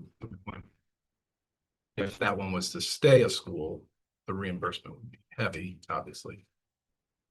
But I just want to make sure, so whatever one, when we start coming up with numbers, I want to make sure we all at least understand how we came up with, well, how did 2 million or 3 million or whatever the number is, 2.5, and I think it'll change between each building based on size. I think that the roof alone, obviously, using that as an example, if we were to decommission Gildersleeve, that's 48,000, give or take, square feet. That roof would be, is the whole roof at Gildersleeve? Actually, we should probably do it per building so we understand if we were to close what building, what the. So, you know what I'm saying? You got the original roofs there, and then you have the additions at Valley View, and you have the additions at Gildersleeve, were basically 91, 92. Those have none of them been rebuilt. So they're now 30. Coming up on 35 years old. Yeah. They need to be replaced. Only recommendation to split roofs was here. A difference of about 6 years between old and new.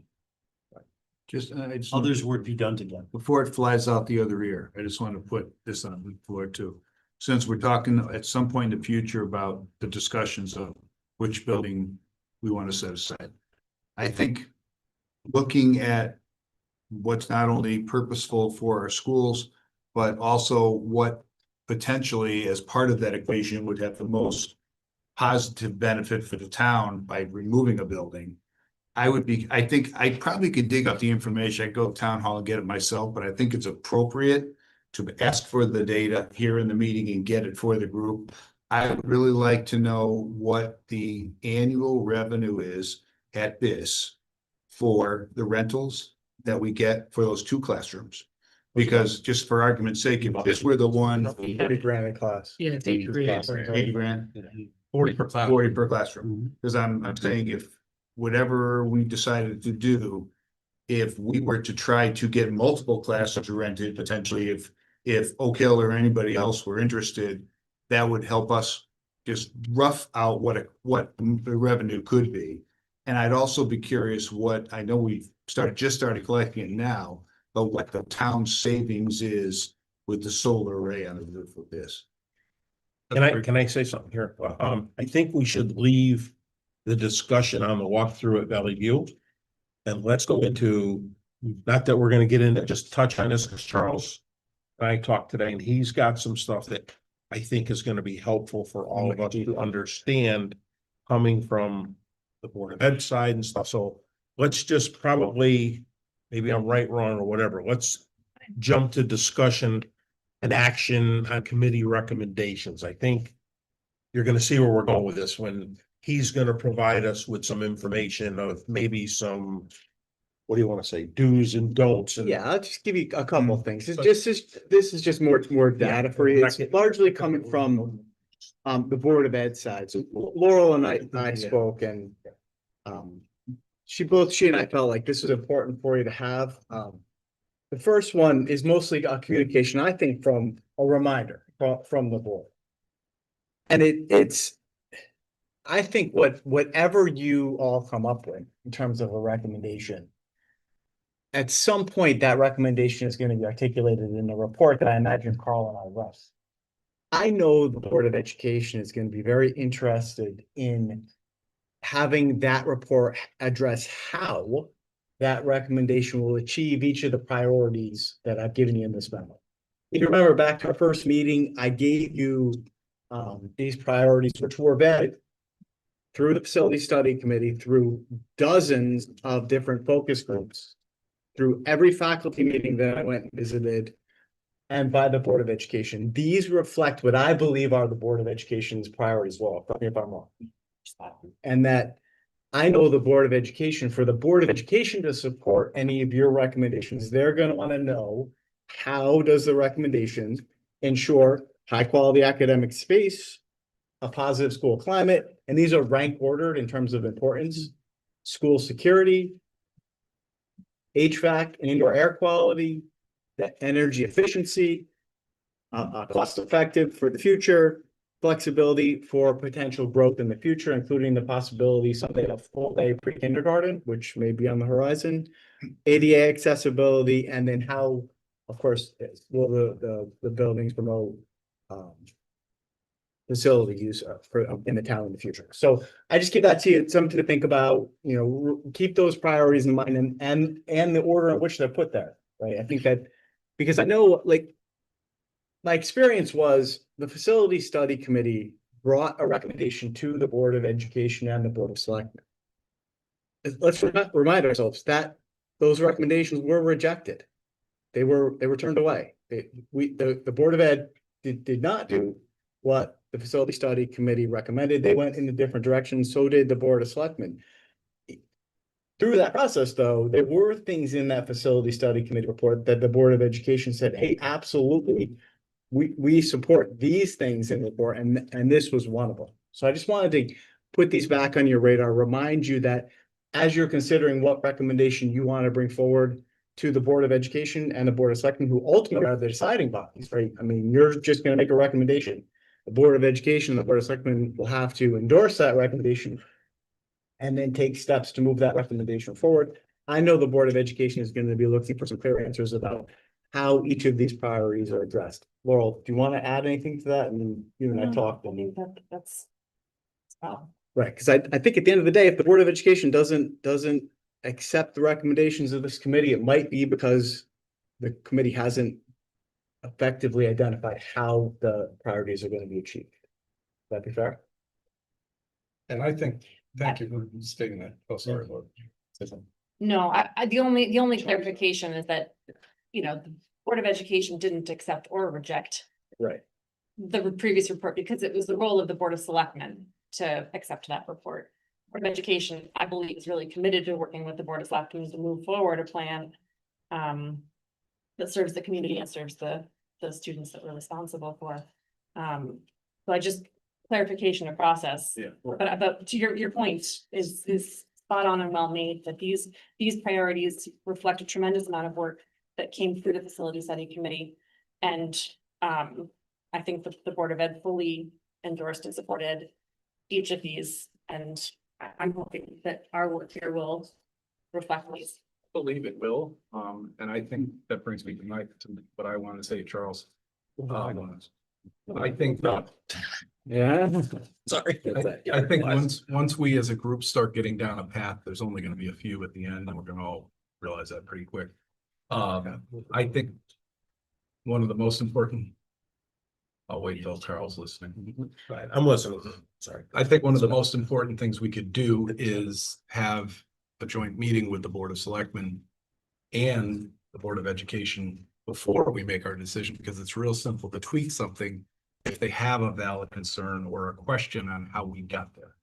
And I think it's so important, and I looked at this list, and I think at least the plan I'm thinking of in my head, there's a couple of them.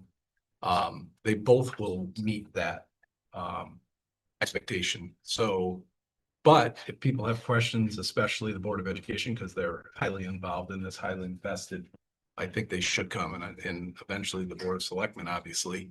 I think it would be great to have a joint meeting, have everybody on board before we make our final decision, because there may be little things we need to tweak that we may simply have missed, and I hope that's not the case, but we're going to be shortly down a path where there's only a couple options, and that's what I believe, and I think we should then the rest of the people to see what else we can learn. Is it something that goes through my mind as I might have a kiddo who might be on one of these bubble years where we're trying to figure this all out? Whichever configuration we decide to do, however we decide or are able to move kids, because Prior keeps saying we have swing states, but in my mind, I'm grappling with how we would move kids from one school to the next, but how do we use these things to make it work for that? For me, and part of this process, that's one of the biggest contingencies in my mind. What the building will be used for, and to obtain high quality academic space, to think of having preschool at Gildersleeve without having adequate space for them in this whole turmoil process, to me is a big deal. If we're not going to fix things before we have to do that, then we have to tell the town where these children will go in the interim to make it high quality academic space, to make sure it's safe, that they have a place to play outside. And I don't want that to get forgotten that, yep, we're gonna pick these two schools and that's, here we go. Even thinking of the teachers, if you're gonna have teachers the same, like third grade bump year moving 4 times, that's a lot to ask. So I just don't want that to get forgotten in this whole process with this list that Dr. Britton just gave us, because I would want to maintain as many of these as we could through this entire process, because it's going to be hard any way we slice it. But I just want to make sure that keeps being reminded as someone who has worked in the school, who's currently is, when we've seen some of these teachers move, and it's not easy to move a classroom. It's not easy to relocate, and I just want to make sure that's remembered. If it makes you feel any better, Dr. Britton was one of the ones that came up with the plan. If the high school had asked, that's exactly what would have been transpired. We would have been shifting the grades. He had an excellent plan in place, and that was one of my concerns at the time, and I directly asked him. And he said, there's nothing to worry. So I think It would be manageable for a short term. Yes. Yeah, there's gonna be bumps in the road with this, I mean, no matter what. happens. Saying, I think there's. you know, not thinking about just children, but staff too. I mean, that's, you know. I didn't know if these were, I understand it, but I've had to pack up classrooms, I've had to think about this. The unfortunate reality Did you guys is get one of that these? the only way you're gonna get that perfect environment is to build a brand new school while everybody still stays in their existing schools, and we know that that's not a possibility. Absolutely. But, you know, there are, as I see it, there are schools that have more classroom space than others. And we may need to consider that in our decision process, other than using portable schools, portable classrooms, you know, and from my perspective, again, coming from the Board of Selectmen, but I'm part of you guys. But I look at this from the holistic perspective in terms of the dollar amount. The whole purpose, I think what you've been trying to do since day one is to try to keep the price down. And I think we all know that that's becoming a very difficult thing to do. So we're going to have to sell this to the residents of Portland and explain to them why such an expenditure is necessary and beneficial. When they come back to them a year or two down the road and say, we need to buy a new fire truck, or we need to buy this or that or the other thing. It's and looking at this, Charles, I mean, I think that's, you teed me up perfectly for the next one. yeah, I was just saying, with respect, I think that all the rationales and in the order they're in, if this group determines that there really has to be some finessing of this to make it work, I hope that the Board of Education is equally willing to finesse a little on this. So let's talk about this one, right? Because this is an importance, right? And I won't read it, but I'll just talk you through the different sections. The first section just reminds this committee that you're going to have to consider the costs of a capital improvement cycle, the costs of bonding, the terms of that bond, and overhead expenses, right? When you get to a point where you get to a number, the costs of the bonding will come from David Eisenthal. That won't come from me. And of course, the terms, whether it's a 20, 25-year, 30-year term, prevailing interest rates, the amortization table, all of that, in addition to, you know, debt that's retiring on the town, like the park and other things, will come to you. You'll see all that. David Eisenthal will provide that for you. What I can provide you is a snapshot of the overhead savings right now. I have an important note there, right? I give this to you, and I don't want anybody throwing this back in my face someday saying this was wrong, right? You have to give me a 15% plus or minus margin, right? Because this is a projection. Just like we have enrollment projections, which I'm going to share with you next. This is my projection. I'll share with you through my rationale, but it's a projection. I don't want anybody coming back to me someday saying you lied, right? I'm offering you, I reviewed this with Stephanie Fergol, I reviewed this with Laurel, I reviewed this with Bob. It's a best guess, but I'm pretty confident in it, at least if you give me the 15% plus or minus margin, I'm highly confident. Okay. There would be some significant savings that we could see from a consolidation that would be reduced from the annual operating budget from the Board of Ed. If you consolidate from 3 to 2 schools, we would be able to reduce, and you see the bulleted list here, the amounts for those. A principal, we would be able to reduce a school clinician, we will be able to reduce a reading teacher, we will be able to reduce a school nurse, we will be able to reduce 2 administrative assistants, we'd be able to reduce 2 custodians and 1 library paraprofessional, including salary and benefits that I project that by 2026, 2027, next year, the year after, we're at $787,187 in overhead. Okay. Additionally, I thought I would just throw it out there again. If you consolidate from 3 to 1 elementary school, the savings are $1,049,000 because you'll be able to reduce more positions. Not to interrupt you, that's not our chart reduced to 1 elementary. It's not even. in our- I'm giving you data, so I'm not trying to sway your opinion one way or the other, I'm just letting you see some figures to get you thinking. Right? Additionally, that's just the reduction of people, of bots, right? People we wouldn't need. You should see in there the expense that was added to the district when you added the middle school, but you didn't close the school in 2004. You started carrying those costs from 2004 forward, and they're still here. If you closed a school now, which maybe should put it down in 2004, you would be able to take that out, and then again, you wouldn't be carrying it going forward. And are we clear on how that is the logic there? Additionally, I give you here, these are the real costs from the most recent year that Stephanie has, and she put a little bit of escalation on them. But you see here, the electric, heating, telephone, water, sewer, general maintenance, perfect temp, and other costs to run each of the 3 schools. So in total, annual operating costs at Valley View, $151,840, at Gildersleeve, $138,20, and at Brownstone, $141,970. Okay, now again, I have a big carve out here. What the number I'm going to give you next just takes the staff overhead and adds the upkeep, the overhead from the water, electric, sewer. You have to consider that in the bigger picture of, well, look, if you add air conditioning to a building, yes, the electric bill is going to go up because you need that. Who knows what that would be, right?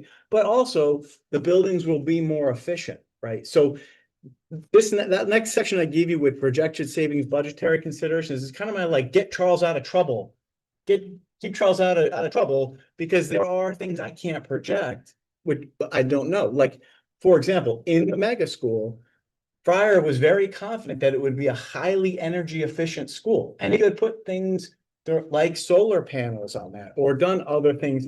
It would have kept the prices down, but a lot of those would have had to be decisions made as part of the budget and the building committee that worked on it. So the numbers I'm about to throw at you next are, again, you have to give me some grace here. They're just projections. A lot of this would have to be factored into the design of the school once it was done, whether it's renovated to new or capital improvements or new construction. Right? Overhead savings, I project that if you consolidate to 1 school and you decommission Brownstone, the annual savings that could be removed from the Board of Ed budget is $929,157. If you decommission Gildersleeve, it's $925,207. And if you decommission Valley View, it's $939,027. If you consolidate it to 1 school, I have yet $1,328,994. Again, I know you're going to say it's not what we're asking. I'm just giving you data. Right? I do want to be clear though about what those wouldn't be year to year windfalls, right? You wouldn't see that. It would be one-time saving, right? You would get that savings in the year you made that adjustment.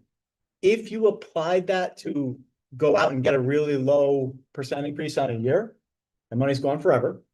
If you left that money in the budget, raised it to the existing mill rate that people are paying, then it will become available to fund capital, which could be fire trucks.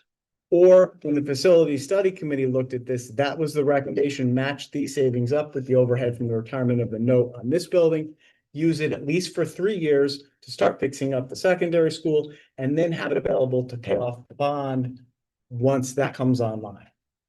So I again, I'm not trying to influence your thinking in any way. I just wanted to give you some numbers that would, be potentially considered in terms of your recommendations about if you consolidated to two or one elementary school, how you might then consider what would happen to that overhead savings and how much it might be by 2026, 2027. The breakdown number in the brownstone. Mhm. Would that be going down substantially now that we're getting two new steam boilers? It could, but a lot of that work is external of the wind. A lot of it is Piping. on my piping and gas traps and failures in the rooms and, Yep. you know. It could come down, sure. No, I would hope it would, but Still got most of that stuff You is still got a not, lot of work to do in that building. most of the stuff is, yeah, I mean, yeah, we're working in always classrooms and stuff like that with that number, but yeah, that's a good question. and I don't obviously, know. depending on which buildings we renovate, a lot of those numbers should go down substantially to like zero, once we modernize whatever, you know. General maintenance? Yeah, oh, the perfect temps? Yeah, whatever school it's upgraded, I believe, you know. I if mean, we're you're gonna have brand new perfect temp AC, costs, brand yeah. new, heating system in a building, I would think that number would go down substantially. I may be wrong. You tell me, I don't. Oh, so you're gonna, so yes and no, but some of the new stuff is gonna offset it because now you're gonna have maintenance contracts for HVAC and stuff you didn't have before. You're gonna have filter costs and stuff like Okay. that. So you might have a much more efficient building and kind of net. Have a better air quality and save a little bit, but not a ton, but you certainly don't want to add costs, but you're right. Can we talk time frame real quick, getting to November? Yeah, look, one more memo. Oh, please. So I thought I'd give you a reminder on the priorities, the overhead cost savings, and then one more. Yeah. I know there's been talk about how many classrooms do you need, right? How many classrooms, what kind of space might we need in the future? So I thought this would be, yeah, Can you take this? that's not it. It's coming around. Here we go. Sorry. Yeah. So the last one I've got here is, I wanted to give you some data that reflects, generally speaking, what we think are reasonable class sizes for our teachers and our students, right? So what we have to do is we have to take a look at what our projected enrollment is going to be. We actually did not one, but two demographic studies, right? Now, we did two because we were all so paranoid and aware of what happened last time you messed up your demographic studies and that's why we did two, right? We really wanted to get these numbers nailed down. Peter Prouda did two studies for us. I took a look at those studies and said, in what year will we have the most students? That's important because that's the peak annual cycle. And that's what the state looks at to determine how much square footage is eligible for reimbursement. I identified the school year 28-29 is when Peter Prouda says we're going to have the most kiddos in our classrooms pre-K to 5. I even added 2 students to every grade level. For example, kindergarten in that year, Peter Prouda projects we'll get 102 kids. I added 2 because when Peter did his projection, he didn't account Brainerd Place. I called several different similar developments, one in Brookfield, one in Sanford. They told me that we can expect about 26 kids out of Brainerd Place. I just kind of divided that up and I added 2. So I escalated Peter Prouda's numbers by 2 students of grade level. So if you look at Peter Prouda's report, he'll say we were going to have 104, 102, 101. I added 2 kids, 104, 102. Makes sense to everybody? In that peak year, 28-29, Peter Prouda is suggesting that in grades pre-K to 5, we could expect 628 kids. Okay. Generally speaking, and board, well, correct me if I'm wrong, Board of Education and I are comfortable with 18 kids pre-K and 1. Excuse me, K, 1, and 2. We're comfortable with 22 kids for grades 3, 4, and 5. Generally speaking, we like to keep our kindergarten, first and second grade classrooms at 18.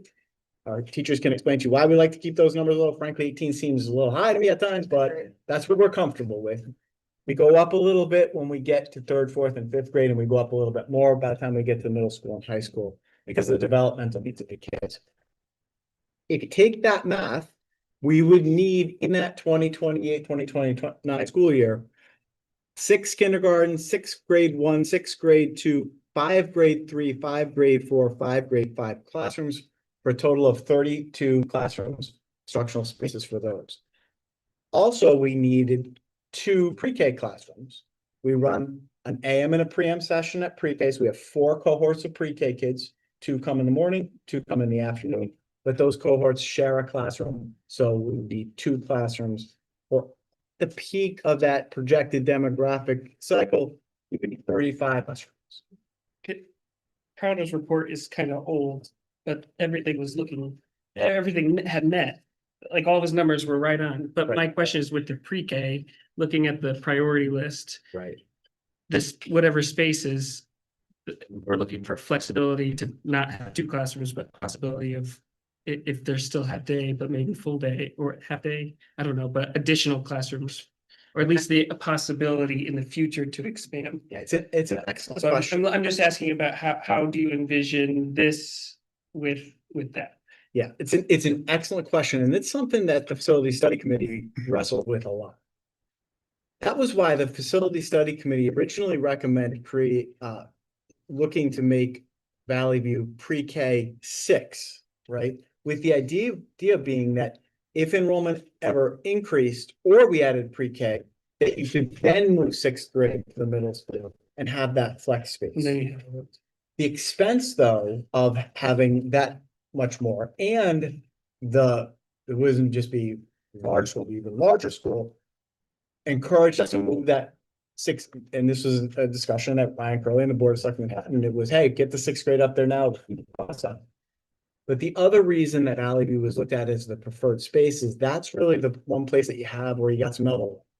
I mean, you could grow in Valley View. But you needed to build it with the 6th grade there for the reimbursement rate. You Right. could move 6th grade earlier, Correct. but then you had to pitch it to the town and then it becomes the biggest school, even though the plan was eventually, But it was Yeah. also just too expensive. It was too So- expensive. Yeah. Even No, before I get it, before it moved forward. As a pre-K 5 plan, our selectmen looked at it and said, I understand the rationale. But it's just too expensive. We could build a pre-K 5 school and it's significantly more affordable. Yeah. And we would have space to potentially Yeah. expand in the future if needed. Including in the worst case scenario, room to put a portable classroom there. Yeah. And in a longer term scenario, when Fryer looked at the site, they showed us where the building could grow at the back and outside. So they have that potential that way. Right, so there was a lot of good reason Opportunity to to kick factor it in the out. 6th grade, but the reality is it's Just too it's just expensive. very expensive. And we would run into the same issue Either way. now if we tried to build. Including the 6th grade and having a space for that, it's just the additional cost. So 35 classrooms at the peak of the 10-year cycle, which again is getting dated. That's a very good point at this point. I even want to consider doing another one by the time we get to a point where we're doing something. But in addition to classroom space, this is where it gets a little bit more complicated. You also need space for art, music, library, gym, cafeteria and servery, office and administrative space, health office, teacher's room, conference room, spaces for occupational therapy, speech, physical therapy, special education resource rooms, reading and math interventions room, multi-language learner support. You need lots of other spaces as well for the folks that work with our students. And we have 4 specialized programs that we would need to serve our pre-K to 5 population, including our ADA lab, our life skills program, RISE program, Bridge program. Charles, yeah, I'm sorry to interrupt. When you're talking about all these other specialty programs, important programs, is the state in sync with that? 100%. So they would reimburse us for this space as well? Definitely. If we included it, if you look at the plan is still online, you can see that in the ed specs, we asked for them and how Fryer envisioned that would have been reimbursable space. Definitely. Yeah, but the state only reimburses you for so many square feet per student. That's Regardless. 125. Exactly right. So We're it's- learning, we're learning. And I think that's where we get in trouble when you mentioned there was no spare room at Gildersleeve, and it's obviously way over what the state would recommend. You guys are good. This is That's right. leading right to my last. That's why. It's like, We've been paying attention. Yeah, you guys are good. You're getting right to my last point here. That's why I have that section here called important reminders. So I'll just read this for you because I think that this is the point, right? It's essential that the committee not base discussions solely on current room counts or layouts at Valley View, Gildersleeve, and Bellstone. Existing configurations often do not reflect modern instructional needs or the original facility design. And I give you 3 examples here, but I can give you more. For example, the health office that you saw at Valley View and Gildersleeve, they were not originally there. They were moved there during COVID to spread kids out and create more space for kids. The special education classrooms at Gildersleeve, those are full-size classrooms that generally meet with groups of 3 or 4 kids. You do not need a full-size classroom that could support 22 students. If it's a special education room and you'd be half that size. Or our bridge program at Gildersleeve, is in there. They're currently using 3 classrooms, right? Here, Brownstone, excuse me, right? What teachers love to do, I love y'all, but you spread your stuff out, right? Teachers are really good. If there's a free space in any room, a teacher's gonna grab it. Right? If you don't, somebody else will. Yeah, that's it, right? I mean, sometimes then the nights come out, if you have to give it up for something, but the reality though is that you have to think, and to your point, you have to think in terms of square footage. It is true, and this was gonna be a learning curve for Portland teachers if we had been consolidating to one school. There was gonna be less space. Because right now, we're massively overbuilt, but teachers love to spread out. Part of the savings would come from a consolidation, which means shared spaces, means smaller classrooms. To your point, if you go into some of the classrooms at Valley View, they're tiny, where others are ginormous, right? So what I'm saying next is it's important not to just count classrooms now and say, well, we have enough or we don't have enough. It's more important to think of it from a bigger picture conceptual square footage, both for the reimbursement rates and understanding that our current configurations don't match modern specs. But that would all be fleshed out in an ed specs plan. Which the Board of Ed is the one that creates. The Board of Ed would be the one to approve for sure. So having said the ed spec, I have the one or the few that you gave me. And I'm hoping along with your homework over there will help state what you wrote to me. Did you happen to write down what our current ed spec expects? And I'll give you a few examples for like a principal's office. There's a square footage. The nurse's office, there's a state. And I checked with the state. Most of ours in our ed spec are spot on with the state. We had a few discrepancies that we can talk about in the future that the state will not agree with. But they have a nurse size. They have principal, they have vice principal. So everything right down to what classroom size is expected at what age range. So when you take all these square footage, and if you haven't done it, Charles, I would like it to be done so we can discuss this. I think we need it. What I came up with is a lot higher using our ed spec than what Prior can get us for reimbursement. So we have a problem.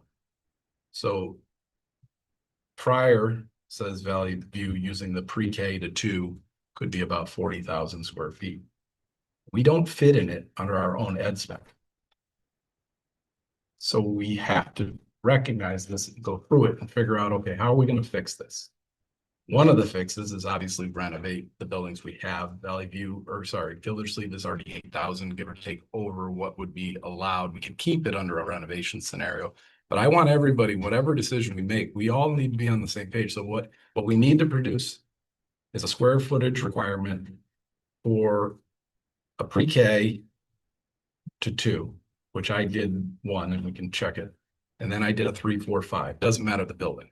I'm just going by our ed spec and what would be in it as far as classrooms. The bridge program at certain appropriate age, you know, whatever. I did my best. I may have a mistake here or there, but the gymnasium, the cafeteria, literally everything, the hallways, everything got a square footage.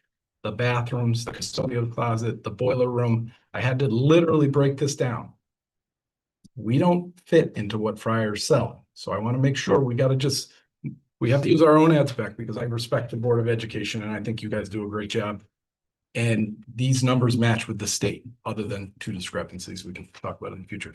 But pretty darn close. You did a great job. My point is, we need to know that square footage, what we need in Portland for a pre-K to 2. Doesn't matter, we haven't even got to the building yet, we shouldn't even get there until we know what we need. And then we can figure out what building suits us best. And then we need a 4-5 scenario based on our ed spec. And I understand, Charles, there's gonna be a few things that change and, a few square foot here and there, and I respect that, but we have to have a starting point to make this big of a decision for our community. So I would respectfully request for the next meeting, if you could break that down, give a square footage or somebody. It's not you, maybe Fryer, maybe take it off your plate because you're a very busy guy and important guy. Maybe Fryer could use our own ed spec, which matches the state, and you hand it to me. And we can, and he'll be better on the hallways, because I struggled with the hallways, I'm not gonna lie to you. But other than that, right down to office, every OT, PT, everything is listed that has a state required square footage I wrote down.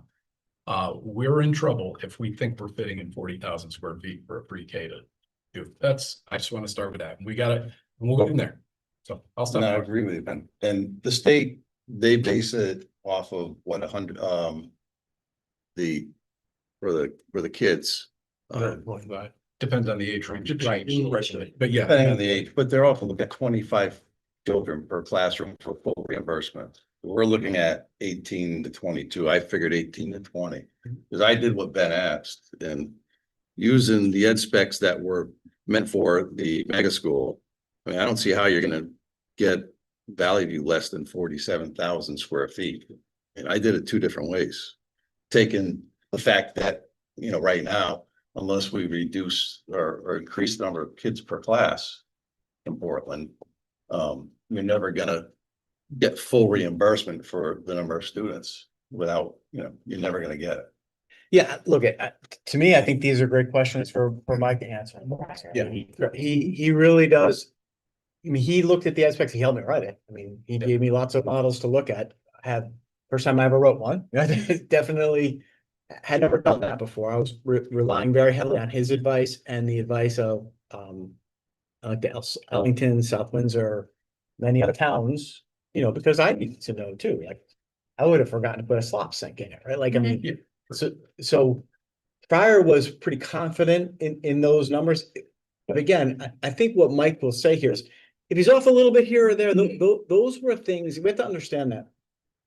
If we had been on a path, if it gone a different way in November, and we had heard back in December from the state, here's your application. The way Mike explained it to me is that begins a negotiation, right? That we submitted our grant application. They would look at it and give it initial approval, but that then would have started one of actually dozens of different conversations with the states and changes. And of course, all the budgets that Fryer put together, all of the things you see online, it might not even have looked like that, right? The first step that would have had to happen is to hire an architect and design the whole plan. We, of course, we never got there. I think that, in fairness, if it's off 50 square foot here or 100 square feet there, those are all things that would had to been worked out in time with the state, which is part of the reason why. With that, And with a building with a, committee. and That's the next step. you jumped right to it, right? So that, and at that point, the group that would have been around this table, maybe not here, but somewhere, would have been a building committee. Then going through the process first of putting out an RFQ and RFPs for an architect, and whether Fryer was going to be that or Slam or I don't know, Jersey or whatever, then you would have got your architect on board, and the first big thing would have been the plans, and that's when you would have really got to the point where you were really dialing in the square footage. And of course, knowing what I know about Portland's experience, we would have been letting the state know every step of the way, including doing additional demographic studies and making sure that, what we were before a jackhammer showed up, everybody was completely clear about the square footage and the updated demographics and what we wanted it to look like, and all the boxes were checked. We never got there. I think everything you're seeing in those reports was about a third of the way there in terms of at least getting the conversation started and heading in the right direction, which is why Mike put in very healthy contingencies in those numbers. All of those soft costs I think, reflected that, hey, you're at 50,000 feet. That gets us to 25,000. Before we land the plane, a building committee and an architect and the state need to be in the same room having a conversation before we start swinging sledgehammers.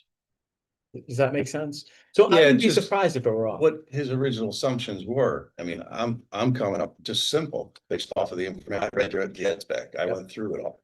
I went on the state website and if I can come up with 7,000 square feet more than what he's saying, putting an addition on the gym, I guess, right, is gonna satisfy it. I mean, what I'm looking at is there's potentially $7 million more than what he's estimating if he uses $1,000 per foot. I just think the number is. And I want No, to take it a step further. I want to take it a step further. I want wouldn't to, be. when we go to sell this, Exactly. one of the most important things to sell it to is the teachers. They need to realize what they're gonna get out of it. And if we're gonna cram it down into a building that the state says it's the right size, but we know doesn't quite work for us. There may be a different when they realize they're getting everything but the exterior walls insulated or whatever it is at the end. My point is, I think we need to, at the very least, we need to match our own SBAC with whatever square footage we're moving forward. I think that's a blanket statement. We can't have an SBAC at 47,000 and Fryer telling us we can fit in 40. I have a problem there. And we But that can, I would say we should save that question Yes, for Mike yes. and for Fryer, because they had our ed spec. I mean, as Charles said, they worked with Charles and supported the development of that document. So the plan that he helped to develop was based on our numbers from, you know, the work that our district did. And he's got billions of dollars of experience in school construction. I don't think he's suggesting we should build it's not gonna meet our needs. So I guess let's talk to him next week when he's here about how he's envisioning that amount of space working for our district. my only pushback is there were multiple square footage issues. Issues do arise. That's why that was good that we had this committee. We obviously learned the brownstone was grossly exaggerated in square footage. It's now fixed. Mistake, whatever you want to call it. I don't care. We still don't have using the same thing that Fryer said. We don't have the outside awning on Valley View above that ramp, which he said brownstone's outside awning above that ADA ramp had to be covered, had to be counted. We don't have the basement square footage yet. All of this stuff needs to be accurate, and we can all, based on fact and numbers, come to a conclusion. You got to remember, Fryer has a job to renovate and new. He already said in front of us, and I'm not talking out of church. He made it clear he's not a renovate guy. Renovate to nice is not his thing, I believe he said. He's a renovate to new, and he has the motivation. We need to make sure we're getting all the information right and make the right decision for the town of Portland. That's all I care about. I want to get this right for Portland. I don't care. I like Mike Fryer. I understand he has a job to do, but his job and my job may not necessarily align. That's all I'm saying. Well, let's be fair. His job right now is to offer accurate guidance and advice to us as we move forward and accurate information. That's his job. He's He has doing no what other we're word. asking him to do. What? His job is to do what we're asking him to do. Keep in mind, he also said he's never done a renovate to nice. He doesn't know how. to. No, but I So- think if No, you he take said the that- Valley View scope over, right? And I know you don't want to hear this, but just take that building, whether we do it or not. And he basically cuts that to a shell. Am I correct in saying this? He cuts that to a shell and resizes classrooms and resizes everything. I think Yeah. that's where he's coming up I agree with with, you. he I agree can with you. get there. Yeah, I he agree. had to resize the majority of the school Because because some of them are. otherwise he wouldn't have got the money. But how he was gonna do that and then Yeah, this doesn't make sense. How with the ed 7,000 specs that were was. It's put got together. much our expectation. Doesn't make sense, and anyone who thinks Valley View is gonna be the same school, if they did it, it's not, it's a completely different school, the whole, I don't know how you can jam that many, classrooms in, but their hallways are gonna be 8 foot wide. Classrooms will be, smaller, as you said, but they're not gonna be the larger classrooms, you're gonna have to share spaces. That's right. Just everyone has to understand that. Yeah, and that's, I'm really glad you said that, because that's a good point. All of our teachers, you're right. I don't wanna, and I don't think, yeah, we're clear with you. Yes, special education teachers, right now you may enjoy having an entire classroom that's big enough for 22 kids. That is absolutely not realistic. If we go forward with a consolidation, that the state standards and our ed specs would call for a space half that size for you to work in with the groups of 5 to 10 students that are normally assigned there. Same with our, principal's offices. I don't know, exactly. They may not be as big, right? That, you're right, that's an excellent point, but because a lot of these things, yeah, we know what happens here when you overbill. Right? You got in big trouble. Well, we are not gonna do that again. I will keep doing demographic studies until the cows come home to make sure that what we put on paper is accurate, and if it's not accurate, I'm not holding the bag. And Charles, to back you up on that, and you know why, I don't think any of us want to do, but to back that up, currently the Valley View numbers still don't reflect that awning, don't reflect the basement. We did it everywhere else. It needs to be there. These are the things that I'm saying when I know I'm a stickler. And I wasn't gonna read this tonight, but I wanna now because you brought up all the other points, Charles. So the resolution, the Board of Selectmen charged us with 3 things, just to remind everybody. To prioritize the capital improvements needed for each school, compile them for a total bond. Identify the timeline for the capital improvements. With a goal of decommissioning 1 elementary school, that was 2. And the third and last charge is work with Friar Architecture to identify eligible state reimbursements for the projects. I mean so those are our 3 charges. And I wasn't gonna bring that up, but you did mention, the potential of 1 school and all that, but that's not what we're here for. I don't think we're going there. with Right. that. I think that's just being. I just want to be clear, we can't waver from these 3 line items. And I don't think we're there yet. One of the things I struggle with, if we do capital improvements in some of our buildings, which we're going to do, we already know that up here. One of our charges is we have to have a timeline. So Bob, I'd hate to put more on your plate, but one of the things that we're going to need to complete, we need some sort of rough timeline, at least. Everything's up here, but the other buildings, but up here, I think we've come to the conclusion that we are going to do the repairs that we're going to do. And we just need a timeline. Let's start those tomorrow. Yeah, there you go. That's fine. And the timeline can say that. When I get the money, we're gonna do it. I'm okay. But that's my point. We have, in order to include this resolution, what we're charged with, you need to do that. And I'm okay with that. So I'll go back to that. So you guys have probably one of the most difficult documents that I've ever worked on. And probably won't ever do again because I don't really like it. So I do things and I have done stuff engineering wise, just so much different, but you have numbers to look at. Regardless if you like them or not. If you're gonna do capital improvements, you gotta figure out how you're gonna do this. Right now, I have no idea how. Number 1, when's the funding come? Number 2, is it broken up by school or by project? Is there 500 bids? Is there 20 bids? Is finance gonna require us to group it in HVAC bids? We're gonna do a roof bid? We're gonna do, what are we gonna? How are we gonna build the engineering into this capital improvements? So whatever you see here, I will guarantee you there's millions of dollars in engineering costs and stuff that we haven't. Some no, 100%. some are just buy. Have your contractor throw the stuff in and do it. But I'm telling you right now. Yeah. Get out of the word school. And you can do a lot without an engineer. You look for a penny from the state and you build in the school and it's all engineered and approved by them. It has to be approved by them. To back you up, Look at your stuff. I believe whatever projects we do as renovation, there will be some. Depending on how large we go, if we do more renovate to new, obviously this number goes down. But if there's just renovate, I agree with you 100%. There needs to be, and I personally, in the numbers that I'll present, if I have a million, I believe that number is going to be. And that's what it is. I mean, it's not Bob making phone calls and say, hey, put the roof on Valley View next week at this. And that's not how this is going to go down. It can't. This is a big deal. So on a roof, Ben. On a $4 million roof. The architectural and engineering cost is 4% of it. How much money is that?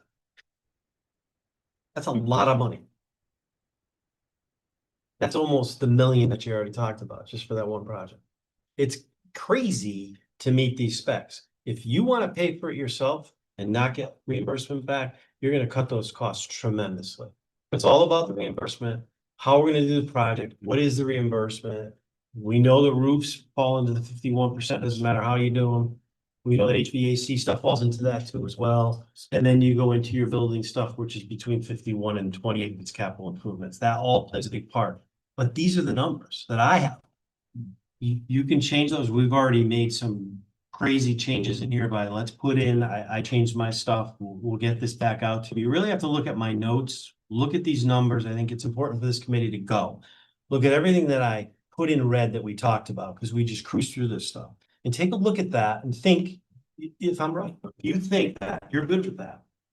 Because I don't want to be that guy that says, 6 years down the road, that says, yeah, well, they missed that and they missed that. I think it's part of this entire committee that they look at all this work that's been done, because I'm telling you, there's stuff in here that I missed. There's stuff in here that I missed that doesn't exist. That's how I missed it.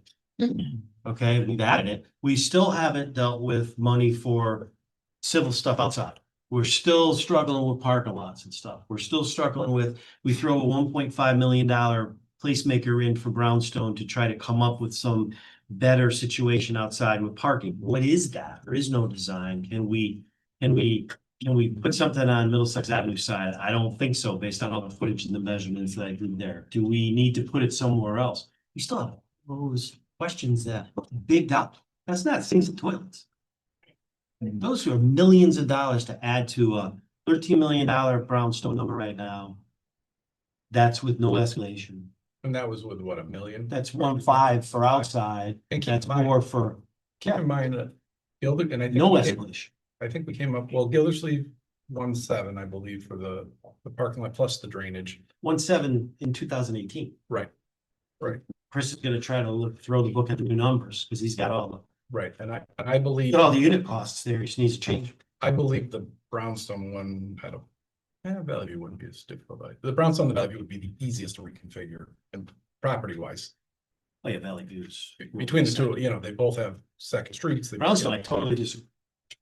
What's I that? could be completely wrong, but working with DOT on any project on that state road related to intersections and traffic lights. We have no intention. I can show you. I have a drawing. right No, there. that's fine. Well, we have to get that to them to see. How far can we No. come on Middlesex Avenue from a curb cut? Right. When you have post office curb cut and a fire truck, a fire department, how many buses do you have to be able to get out onto the road? You can't take a 40-foot bus and get it out in that light if there's a car. The side, so on my For drawing. the side. Yeah, the side on my drawing is cars and it has to be 50 feet from the intersection. It wouldn't be the buses. The buses. would Cars is still- totally. The buses would have to stack exactly where they are now because you, just to your point, you would never get them to Drawing is radius. a bus. You would never get them. And then you don't change the curb cut. You just, The original drawing was the bus loop then. what's that? Your Oh, original drawing was. Yeah, I bus changed loop. it when talking to Fryer. Yeah. Oh, you got a copy of it? No, I have your old one. Yeah, you can. Oh, good. Maybe you have my. own. And Lou I said have that it all night that he marked was up. speaking here. Yeah, and I'll be. The bus loading area would be on the side of Middlesex. That can't happen. Oh. No, no. It has to be on the back, it has to be on the back of the building, He said he but the changed. side could be parent drop off in the front. So the way to cut down on parent drop off, and I know everybody hates the number one, that lane on Main Street should just get shifted over. I can say for both regardless. You keep both, the front as a parent drop off and the side as a parent drop, and you leave the bus where it is. You've now cut 50% of the traffic. Some are gonna loop the other way. They're gonna, that's how you, But is that 1.5 enough? I believe so. But the That's other thing you discussion gotta be we careful have. of too, Ben, you're saying have two drop-off areas, kids running in every which direction, school buses trying to pull out, watch where kids are, watch people pulling into parking lots. The parent two drop off here, we're literally putting them right up against the door. That's where the ADA spots would be, right in that one corner.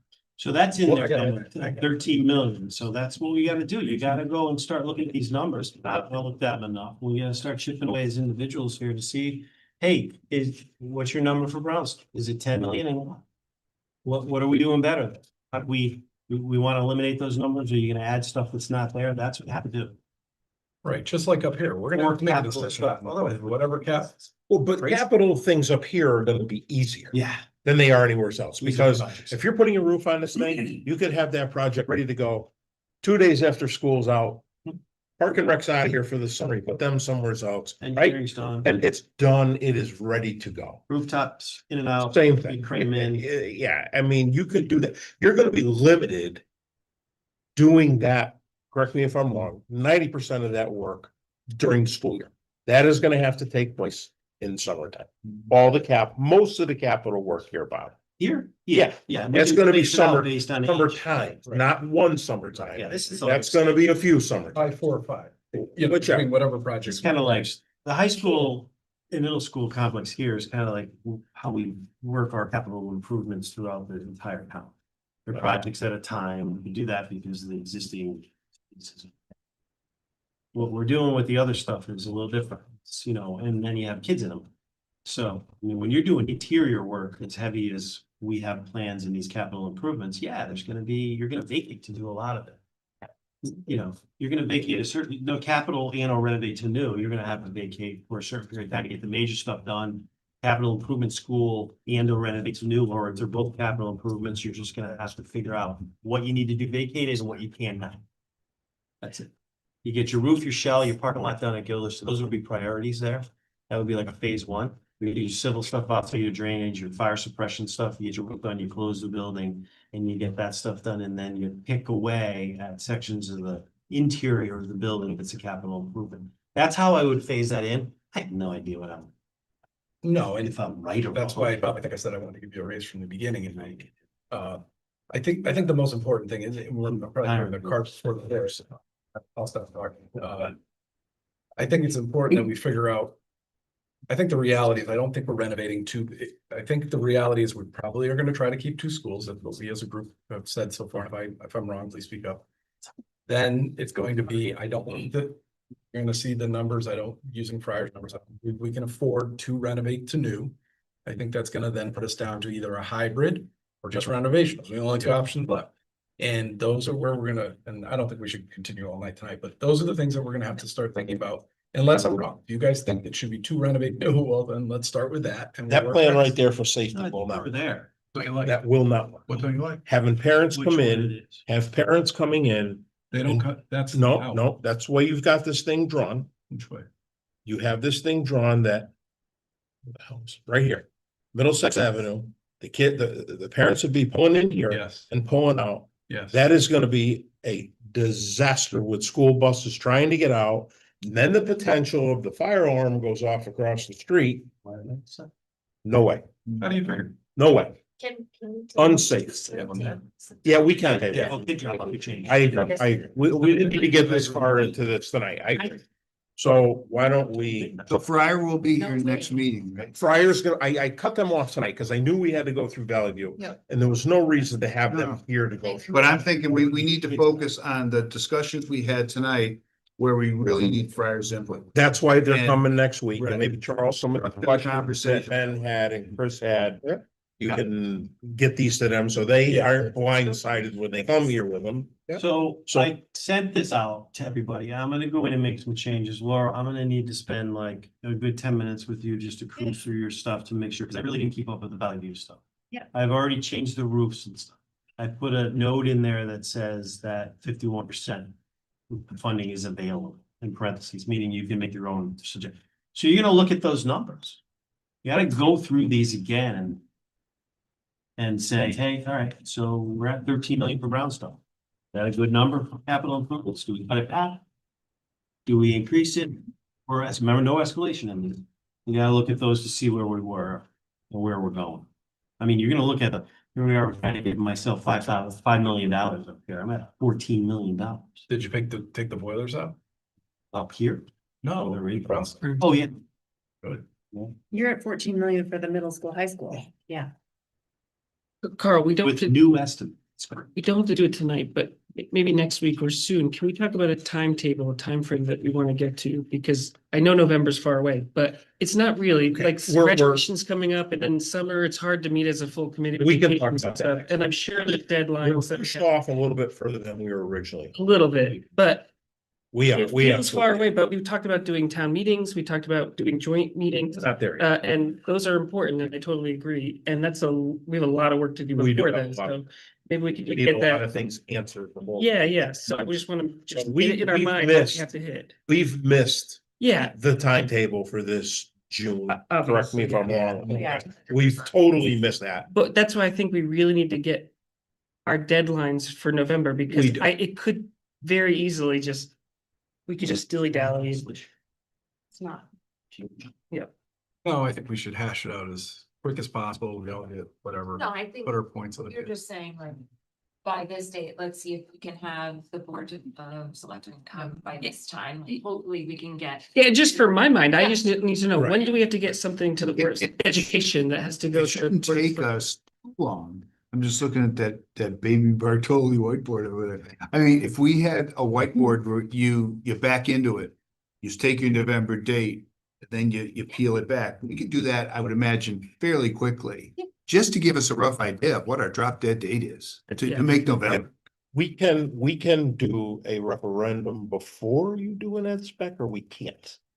No, well, no. So the way, We can do it next time. I think that this committee needs to come up with a recommendation, right? That recommendation really needs to be shared with the Board of Education and Board of Selectmen.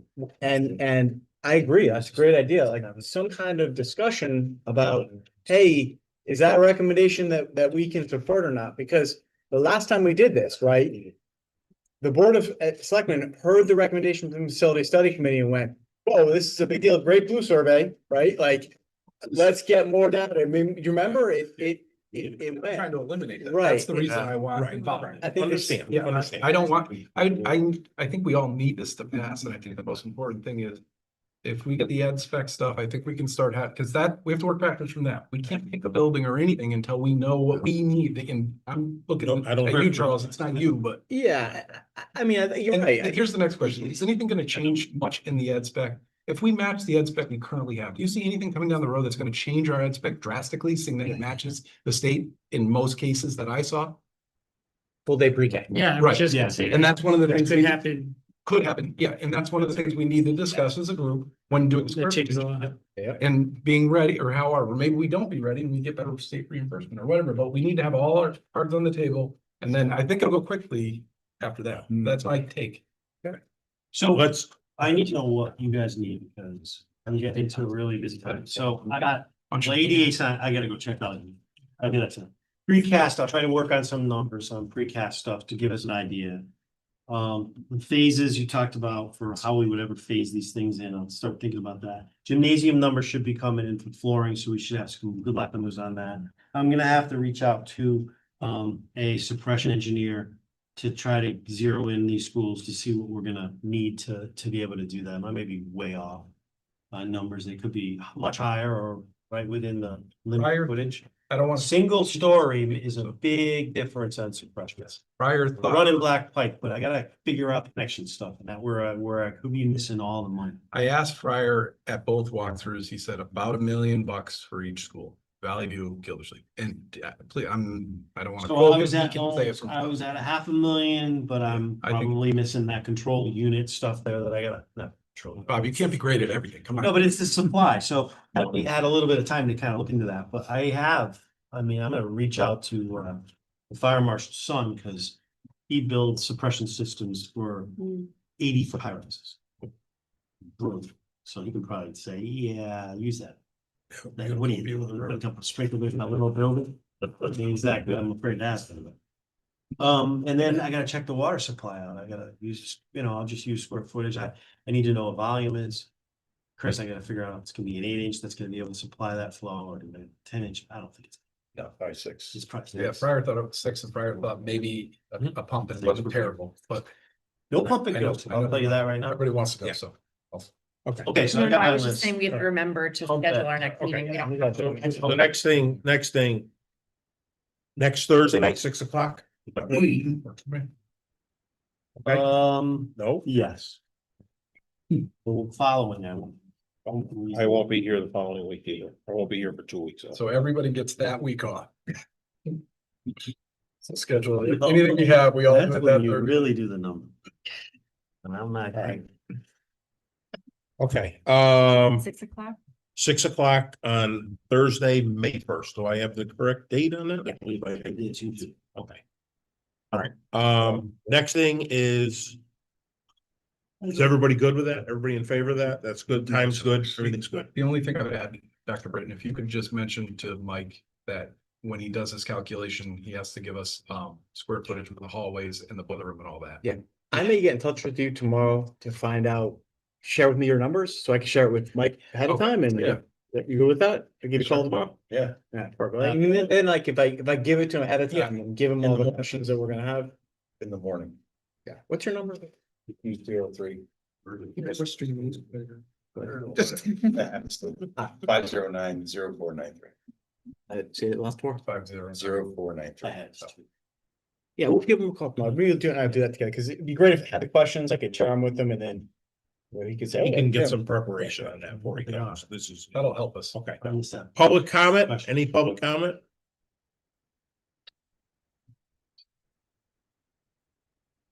Beth Anderson, 44 West Cotton Hill Road. One thing that I was curious about is how you came up with 4 sections of the pre-K classes when the kindergarten, first grade, you guys are looking at 5 to 6 classes based on numbers. I'm worried that that could be low and curious on that. The other thing I would love the committee to be looking at and thinking about is the space utilization if it goes with the 2-school model. So with the 3-school model, when I've been asking things like, how often is the art room in use? How often is the gym in use? They're all used all the time at all the schools is what I'm hearing. But then when we consolidate to one school, you only need one of them and everybody's going to fit in there when you had 3 times the space before. So I'd like to hear a little bit more actual usage statistics so we know if you go with the 2-school model or the 1-school model, are there going to be times that you can overlap and use the room for multiple things? So perhaps the music room gets used for art, gets used as a special ed room part of the time, that there may be ways that you can better utilize the space. So please, if you could ever come up with those numbers, it'd be great. We don't generally answer questions. We are not looking at a 1-school model. I don't believe we were told not to. If that comes in here at a later date from somebody else, that's fine. I want to make that publicly clear that we are not looking at a 1-school model. We are looking at a 2-school elementary thing, or even potentially a 3 could stay. We are not looking at 1 school. That is gone. Okay, thank you. I heard Carl say we were looking at a 1-school. I was just about the other day. Stephanie Tatro, Great Hill Road. Bob, can I please have your most recent Absolutely. Excel version of the work paper? Okay, if you could, okay, So, you think I can have it before next week? you have your email? I, I have, just sent me one. I have. yeah, Yeah, that way, sure. awesome, thank you. Is there anybody there in the public? Nobody. Okay, no further public comment. Motion to adjourn. So moved. Or BB. All those in favor? Aye. Okay, we'll see you next Thursday at 6 o'clock. Awesome.